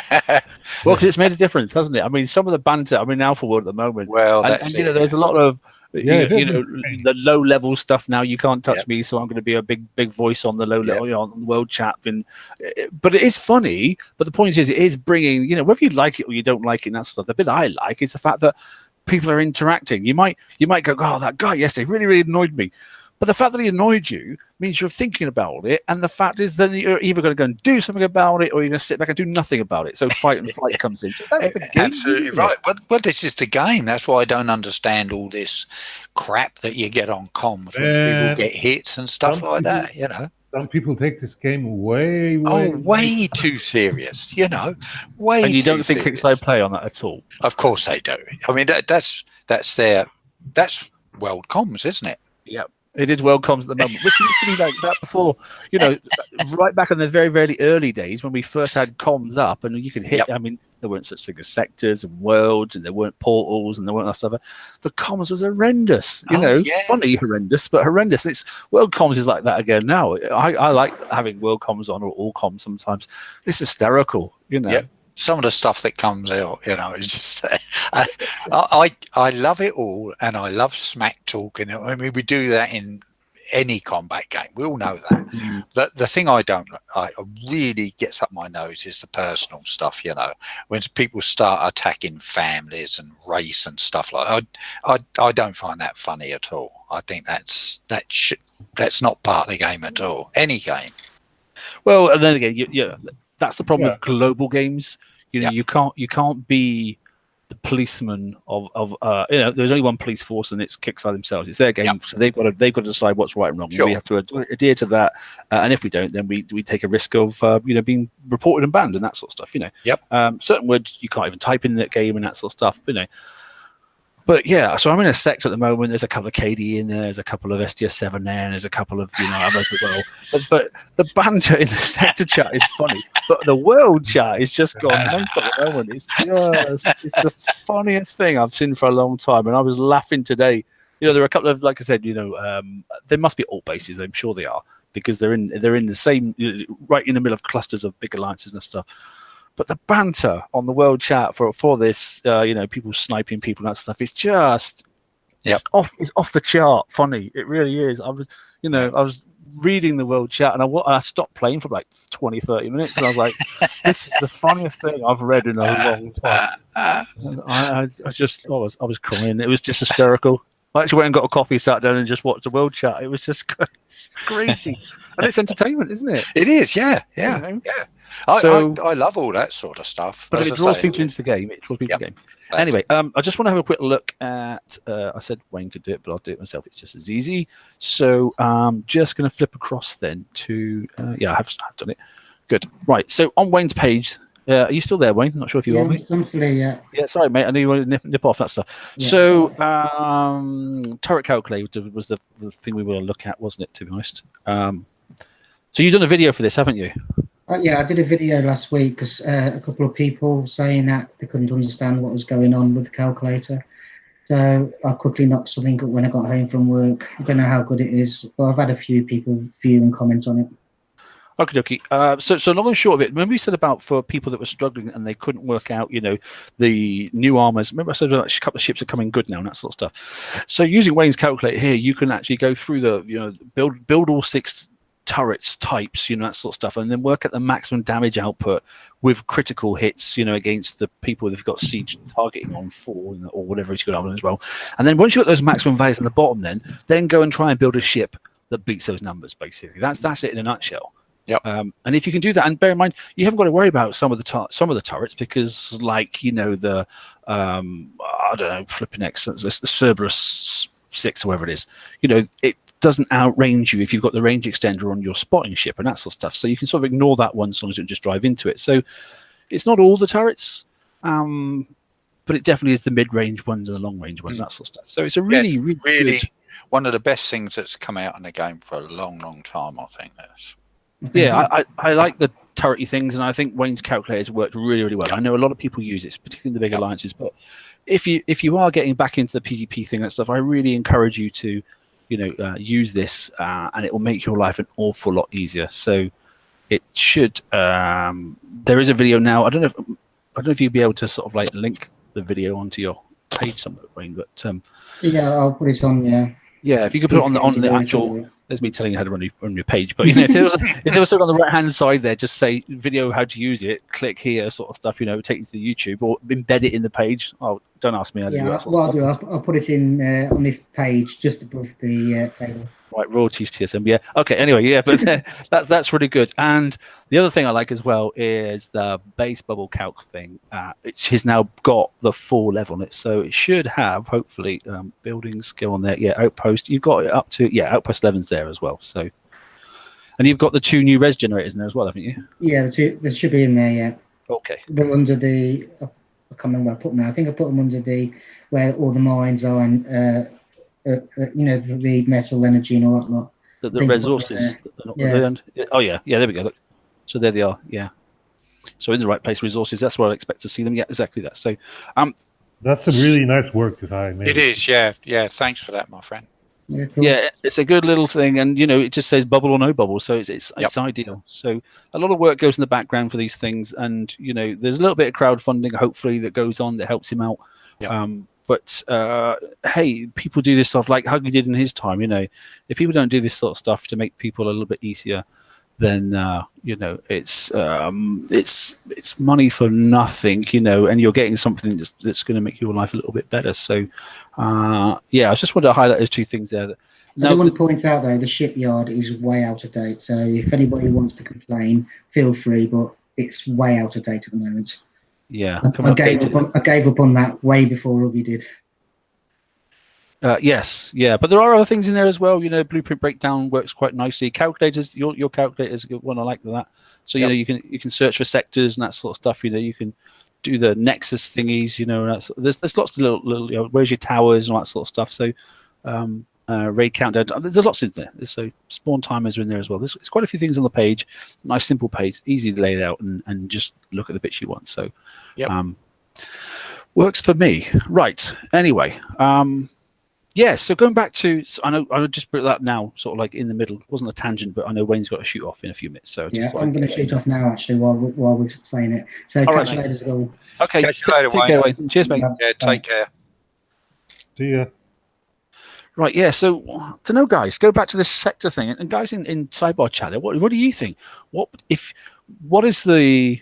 you want to shake up the game and make a huge difference, or do you think it's better to try and do the limited amount of damage and keep it as close as we can to now? I don't know. What's the right thing to do? You tell me. What would you like to see? Silence. Oh, sorry. I was waiting for you to take some. Oh, we know they're going to do it. So I don't know what it is, though. well, it's got to be considerable, isn't it? I think, or maybe I'm totally wrong. Maybe what they're going to do is they're going to do something small to start with and see what the backlash is before they go straight into it. But I'm shocked that they haven't actually put out something on. I was expecting a video this week, but I think something just to give us an idea. Yeah, exactly that. And why even say it? Why say you're going to do this before you've sat down, had loads of meetings and got an idea, so that you could then put that out to the community and say, look, we've thought about this for a long time. This is what we're thinking of doing, and this is why we're doing it, and what we think the result will be. What do you think? See, and there's some. There you go. So I put that up just before, about an hour or so before we came on live, and I said we're going to talk about it tonight. Now look at those. There's only 5 people there that have commented at the moment. Up to and look at the range of the concerns already. Sure. So that typifies it, doesn't it? Straight away. Yeah. I think I agree with the comments earlier that the people that are really, the people that are really going to be affected are the people that have always been kept in one sector, and they're sort of proud of that. And we're talking about years here. We're not talking with some people. We're not talking about somebody that's built a base and it's been there for a month. And then you've got the people that name their alliances after a sector that they're in, and they've always been in there like that. But other than those, and it will affect those, but people like us, when I say us, I mean me and my wife, you can do what you like. You can make it so that there are no sectors, and you just keep scrolling. And you put relays that are numbered. You just have a relay that's numbered, and they're scattered over the whole universe. You see what I mean? So there isn't a 1 to 5, 1 to 0 to 100 and 100. There's no different worlds. So that there's no, PNLS are in the 200s. So as long as we don't go into 200s, we're not in their way, which goes on. But how do you get away from people then? So just to say you're getting hunted all over the place and that sort of stuff. And some people just like to go, right, I'm going up to 400s because I just can't stand this person. It's a pirate game. It's a pirate game. I'm being serious. I know. But many people jump. How long would it take you to get there to it? And that happened a lot during Bounty because of the nexuses. People, just find out where this alliance SODP is here, GIMPs are there, so I'm going to go there so I can hold 2 nexuses. Yes, that's my secondary issue there. So we're used to having the nexuses, 5 nexuses per world and that sort of stuff. So there's 25 nexuses. And so it's going to have an impact on the game itself, isn't it? So less worlds or less sectors, same amount of nexuses, less nexuses. I don't know. How's it going to do? Or cram all the big alliances into one world and then make them all fight for those nexuses?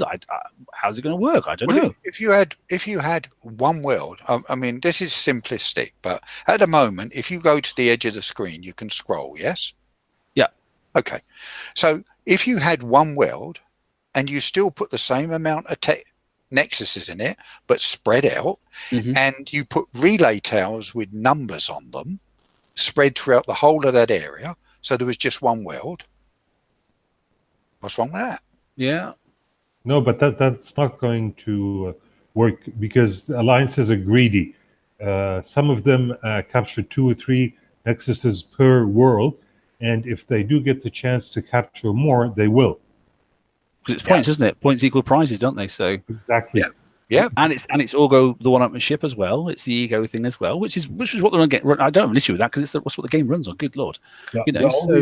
The only thing that keeps some of the alliance from not taking over more is the physical barrier that you can't jump to the other world. You have 3 out of 5.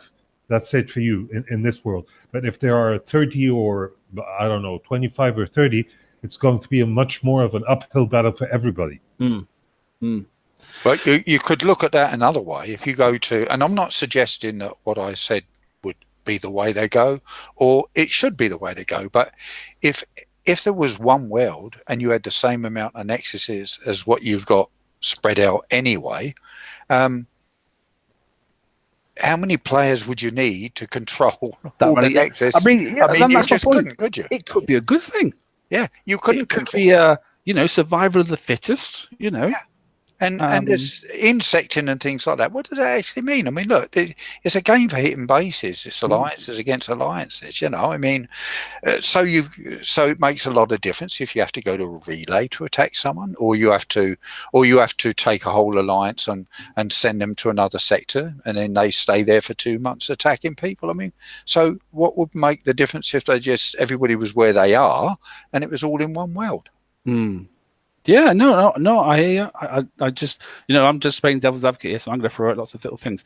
So, what about the fact they're going to reap the bases then off the worlds? So, anybody that hasn't played for how long? Where do we go with that? So, let's just say you haven't logged on for the month, you haven't logged on for 6 months. Where's the? I mean, they've already said they're not going to delete the base. You just won't see it on the world. So, well, that means they're keeping the information. So yes, they'll put it into a store, basically. Yep. The base so will go if into a anything store. come back after, they have the ability to put it back on a map. Yes, exactly that. They'll log in, and then all of a sudden they're back in a world somewhere or back in a sector. Yep. Can't be the same sector because obviously the sectors have changed. So, right. Now, is it a one-off reap or is it going to happen automatic? I'd like it to happen automatic, personally. Yep, so would I. I would like it that if you haven't logged in for more than 1 calendar month, then your base drops off the world. Yep. I mean, 1 calendar month is fine, to be honest. Yeah, I mean, I totally agree with you because, I mean, I know we all, shall I say it? Yes. The way a lot of people got officers to start with, right? They generated lots of bases. They did. And then bases are still out there, probably. Which is something I'm going to come on to as well. So what happens if all these bases get reaped? Do you lose your officer? I was asking on Discord the other day about that as well, Yeah. And Templar and Laredo, I think they were both answered, or one of them answered. The answer is don't know. So all those people that rely on their officers, and I wouldn't think you do lose your officer. Why? Why would you? Well, because is it a banned base? Would you lose your officer from a banned base? Because they read the banned bases off and then just take them all together and they never come back. That's a really good thing as far as I'm concerned, because it's just wasting storage space for them. But what about someone that doesn't log in for 31 days? He's one of your officers, and because he just gets reaped, you lose that officer. Why? It's the same as R&D. I don't think you do lose them. Yeah, I don't know. You haven't done it yet. If I don't log in for 6 months, does that mean my R&D will crawl back to level 1? No. I see no reason for losing my officer. Well, think about what the deal was. If somebody joins the game because you send them an invite and they play for X amount of minutes, you get an officer. Once that's a contract. Once that's finished, or you start an alternative account on Facebook and to get another officer. So it doesn't matter what what they then decide. They didn't say, and they've got to stay logged in every month for. Exactly. So if they take those But bases wouldn't that off, be a better thing though? So that encourages people to log in. You just go, oh mate, you just log in for me, will you? Because No. I mean, there are. You can't do that, mate. This isn't Farmville or. I think there's you're many committed- bases on the map. You're committed to the game, and you do a lot more than logging in, or you don't play at all. Right. But the idea of just logging in is ridiculous. It's actually going to be depressive. I think at this moment in time, I'd be shocked if there weren't more unused bases, alt bases that I'm were wondering there, that same as banned well. bases than people that play. I think they might. I'm wondering. See, that's another thing. And hi, Ozzy, how you doing, mate? You're right. Yeah, good. Thanks. How are you? Yeah, it's all right, man. I'm just stirring the pot a little bit. It's okay. Hey, which is good. So it gets people talking. So yeah, what if they've delayed because they're looking at the REAP basin and then just realised that actually, by taking all the bases off, there's only 20 worlds left, 20 sectors worth of people, or I mean, what is their average? I mean, it's about 5,000 people take part at a good level, that sort of stuff. 10,000 at a push. Well, I don't think it would affect you. It wouldn't affect the players at all. If it improved the game and slowed down on lag, it wouldn't affect your gameplay. Banned bases on the map. Well, banned bases on the map and alt bases that are there all over the place. They're not affecting your game at all, are they? Not your playing. Bounty. I think they're more about have a look around and you see hundreds of level bases under 20, and the banned ones that you've said as well, that sort of thing. So I'm just thinking my bounty point is the rep bases. So if they reap off all the middle level bases and that sort of stuff, then we're only left with high level bases and one or two people that are in the 70s and level 80s. How's that going to work for bounty? Because a lot of people do the PvE bit and not the PvP bit. Right. Is that going to make people want to go and hit bases more? Or is that going to turn people off of bounty altogether? Well, it could be the reason why they're doing it. It's certainly the reason why they're slowing up the growth of the top players by making them use time, and you can't use base parts. And then they're look at the prize list in the Forsaken mission, and the fact that you can use base parts and everything else to get you can build a level 60, 70 base in weeks now, can't you? I mean, it with base parts, because you can do everything right up to almost the last level. Yeah, interesting. Come on then, Ozzy, you're in, mate. What's your thoughts? Well, talking about the worlds, for instance, that's why I came on. Yep. The worlds, see, I go to a specific world for, say, for the raid, for the time it starts. Yep. See, it's no good me going in alpha, because that starts just after I go to bed. Yeah, because your world clock's different. Yeah, you're 12 hours out to me. So I like to go, say, what's the last one? Epsilon. Yeah, Epsilon, isn't it? Right, Yeah. because that's like 4 or 5 o'clock in the morning. Right, and I don't mind getting up a little bit earlier to start it. Mm-hmm. Right, so I would You can do a certain amount before work and then off you go, sort of stuff, yeah. Yeah, I would prefer that they reduce the amount of sectors in the world. But what do you mean the world starts? In raiding is what he's raids. So the raid starts at different times in different worlds, doesn't it? Oh, okay. Sorry about that. Sorry. Go ahead. Yeah. So I'd prefer if they reduce the amount of sectors if they were going to go. That would be better for me, but not for everybody.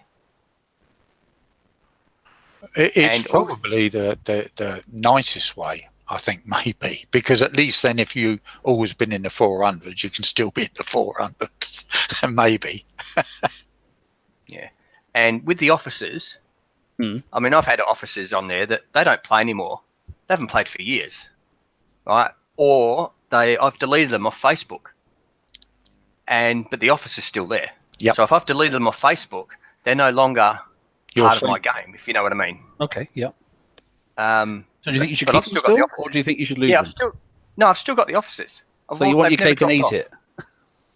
No. What you do? If you've deleted them off Facebook, they're no longer your friend. I'm just saying, they haven't played.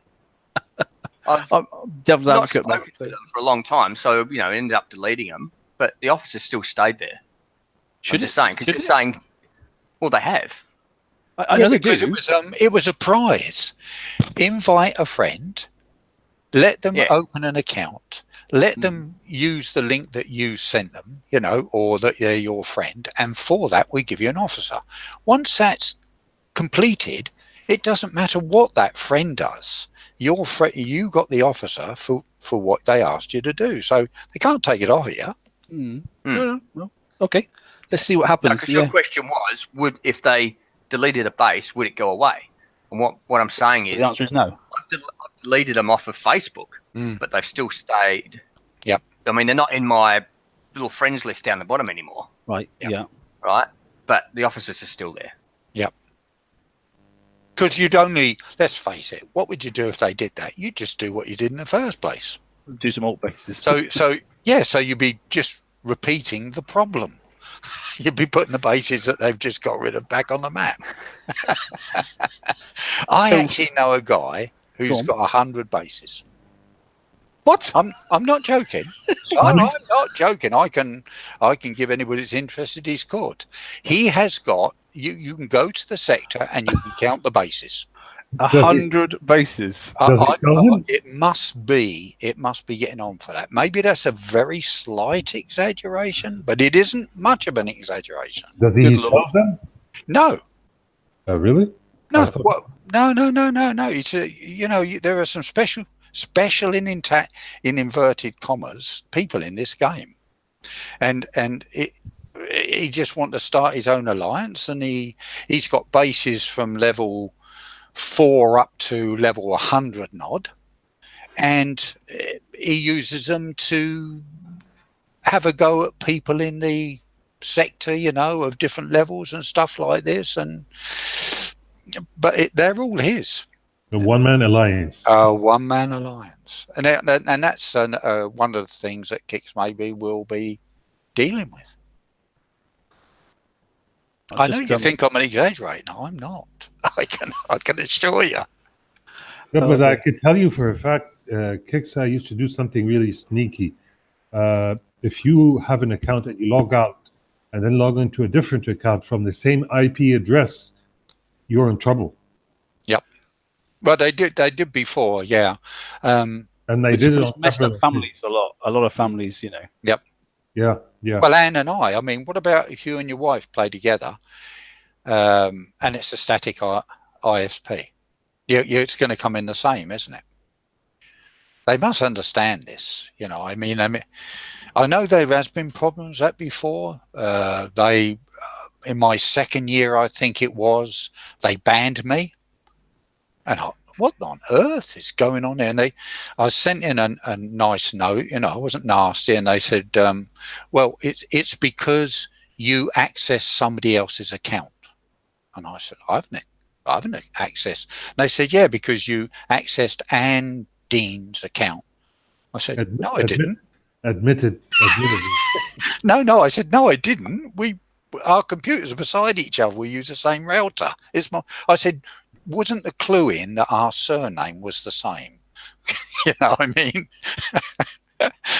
But anyway, they gave me, within 24 hours, I got it back again. But yeah, I know that sort of aggravation has been going on. Did you get as far as the Banhammer page, did you? Yeah.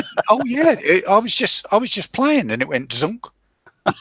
What on earth is going on here? But there you go. Oh, it's funny, isn't it? So anyway, come on then. Are we going to reduce? What would you prefer to see? So just as a general, and guys in sidebar chat there, come on. If you were going to say, right, we're going to cut it down to 2 worlds, or we're going to cut it down to 20 sectors a world, but leave the 5 worlds alone, which one would you go for? I'd rather go for physical compression. Don't delete worlds, don't delete sectors. Just go for physical compression. Because a lot of people just simply don't know where to go. You can put us in a lot less sectors, but don't delete anything. Yeah, I mean, that's my vote. Go on, Hefe.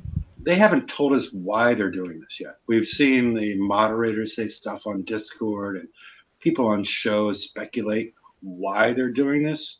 Besides, but we don't know why they're doing this at this point.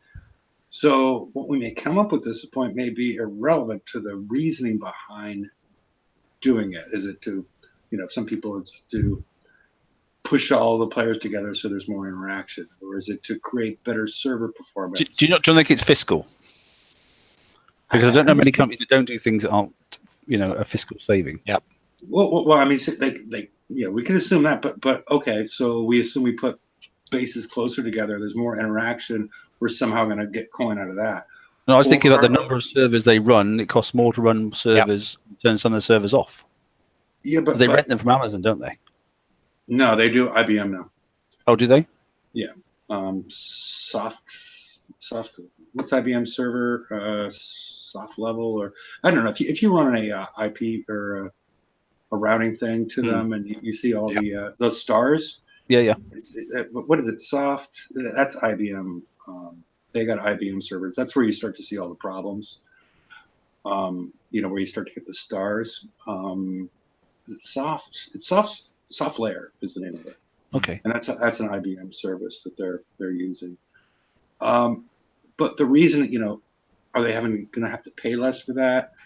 Is there actually going to be a performance game for the players? Because I don't, when they added this 3D acceleration and all that good nonsense,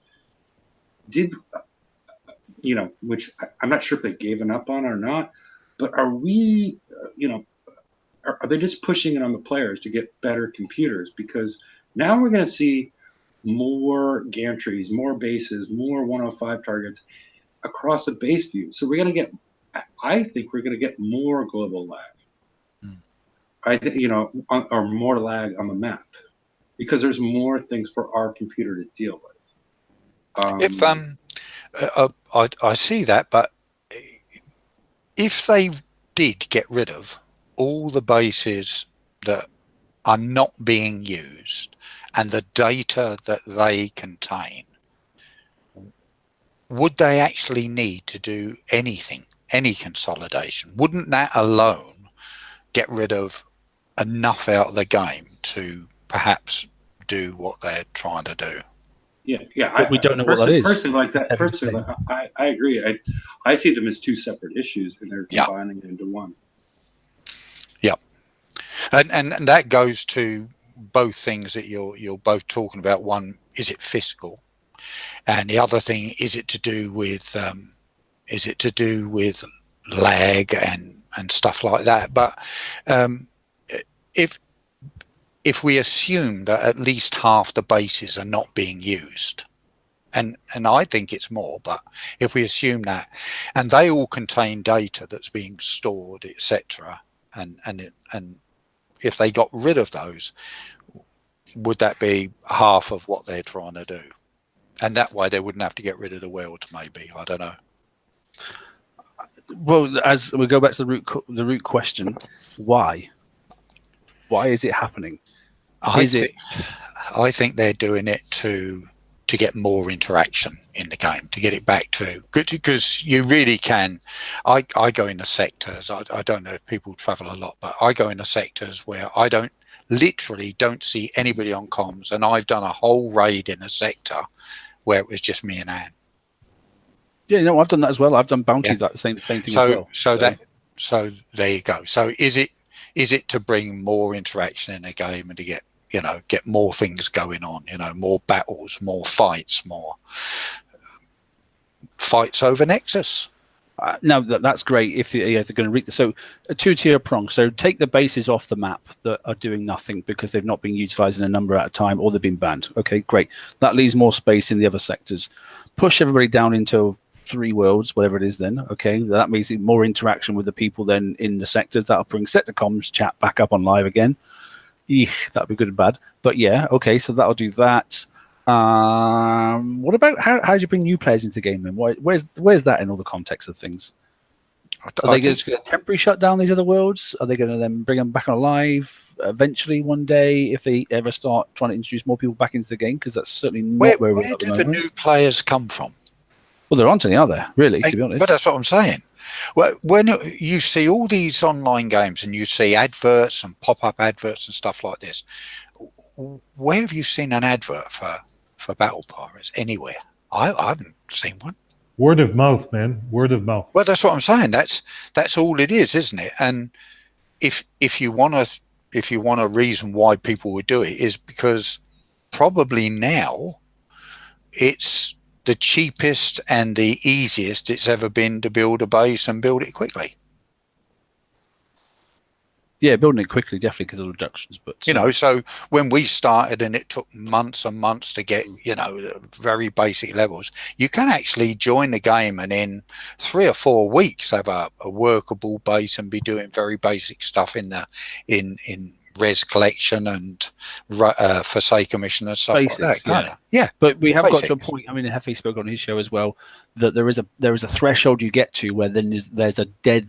There's almost like a, you know, an ice field in front of you, and the you know, it's ice climbing. If you've got your ice climbing axe and your crampons and an alliance at the other end to haul you up, you ain't going no further. Because you can't get into FM at a certain level, and you certainly can't get into events at certain levels, and even some of the world map targets you can't even hit.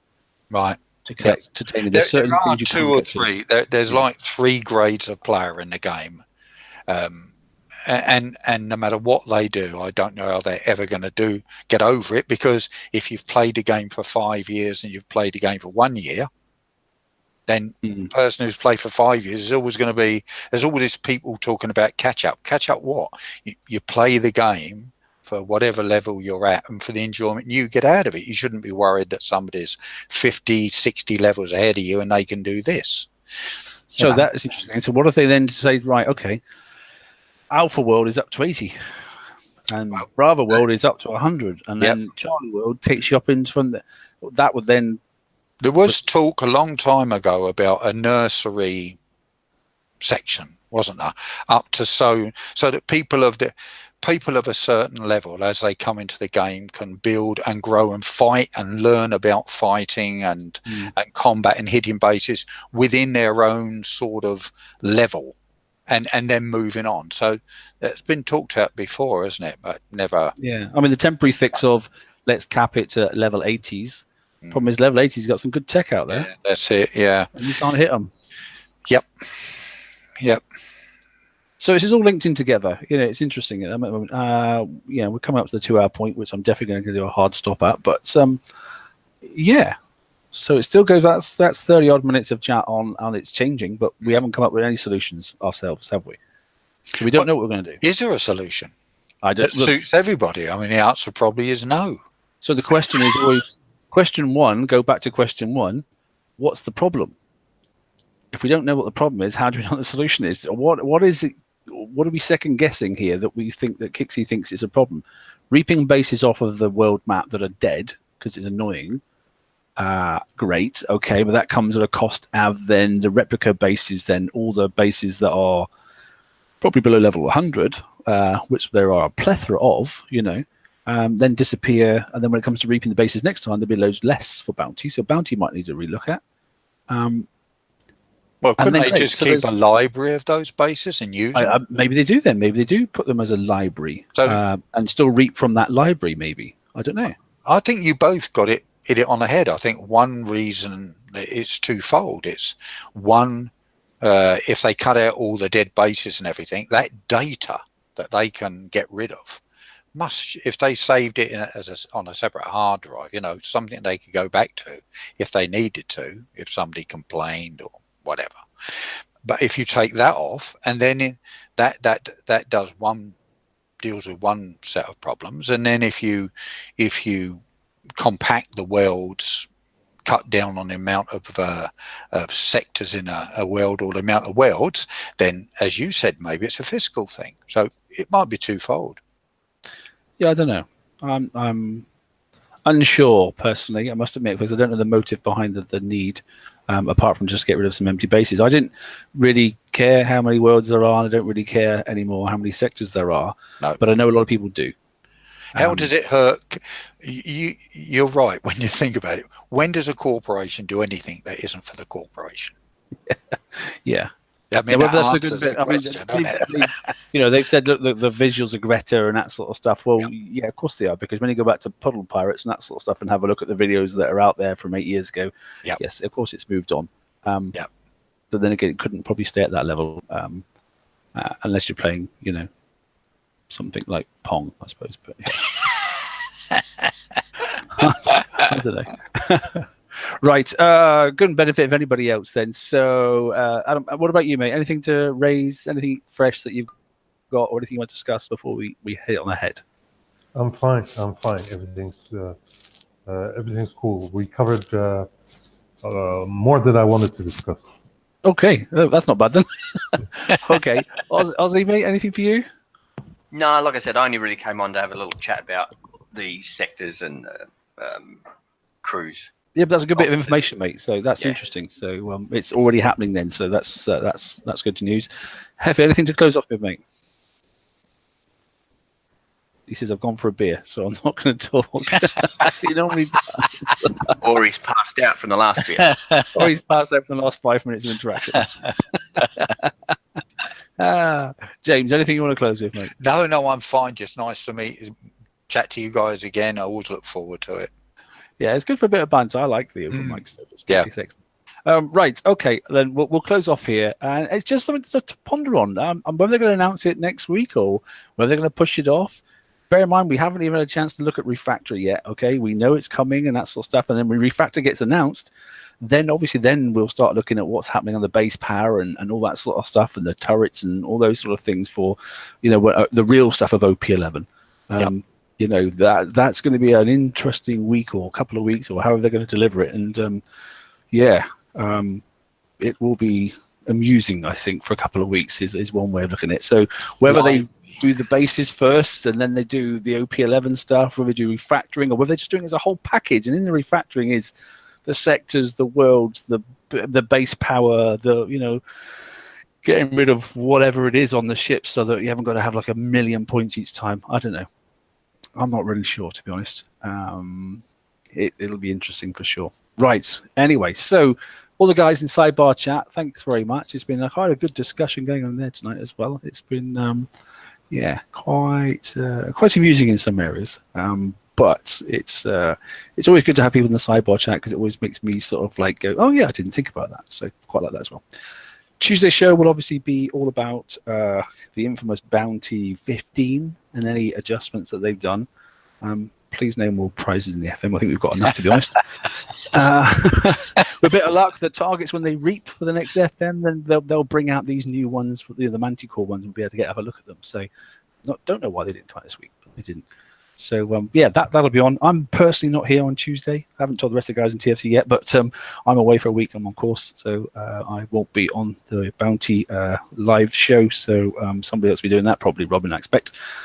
So she can make up the witty statements of Bounty is all about this and that sort of stuff. So I think I just said Bounty, here it is, it happens again. So Bounty 15, enjoy. But I'll be back on this time next week as well. So that's about it. Thanks very much, guys, and take care and have a good rest of the weekend. Good night. Good night. Take care, all. Take care. Bye.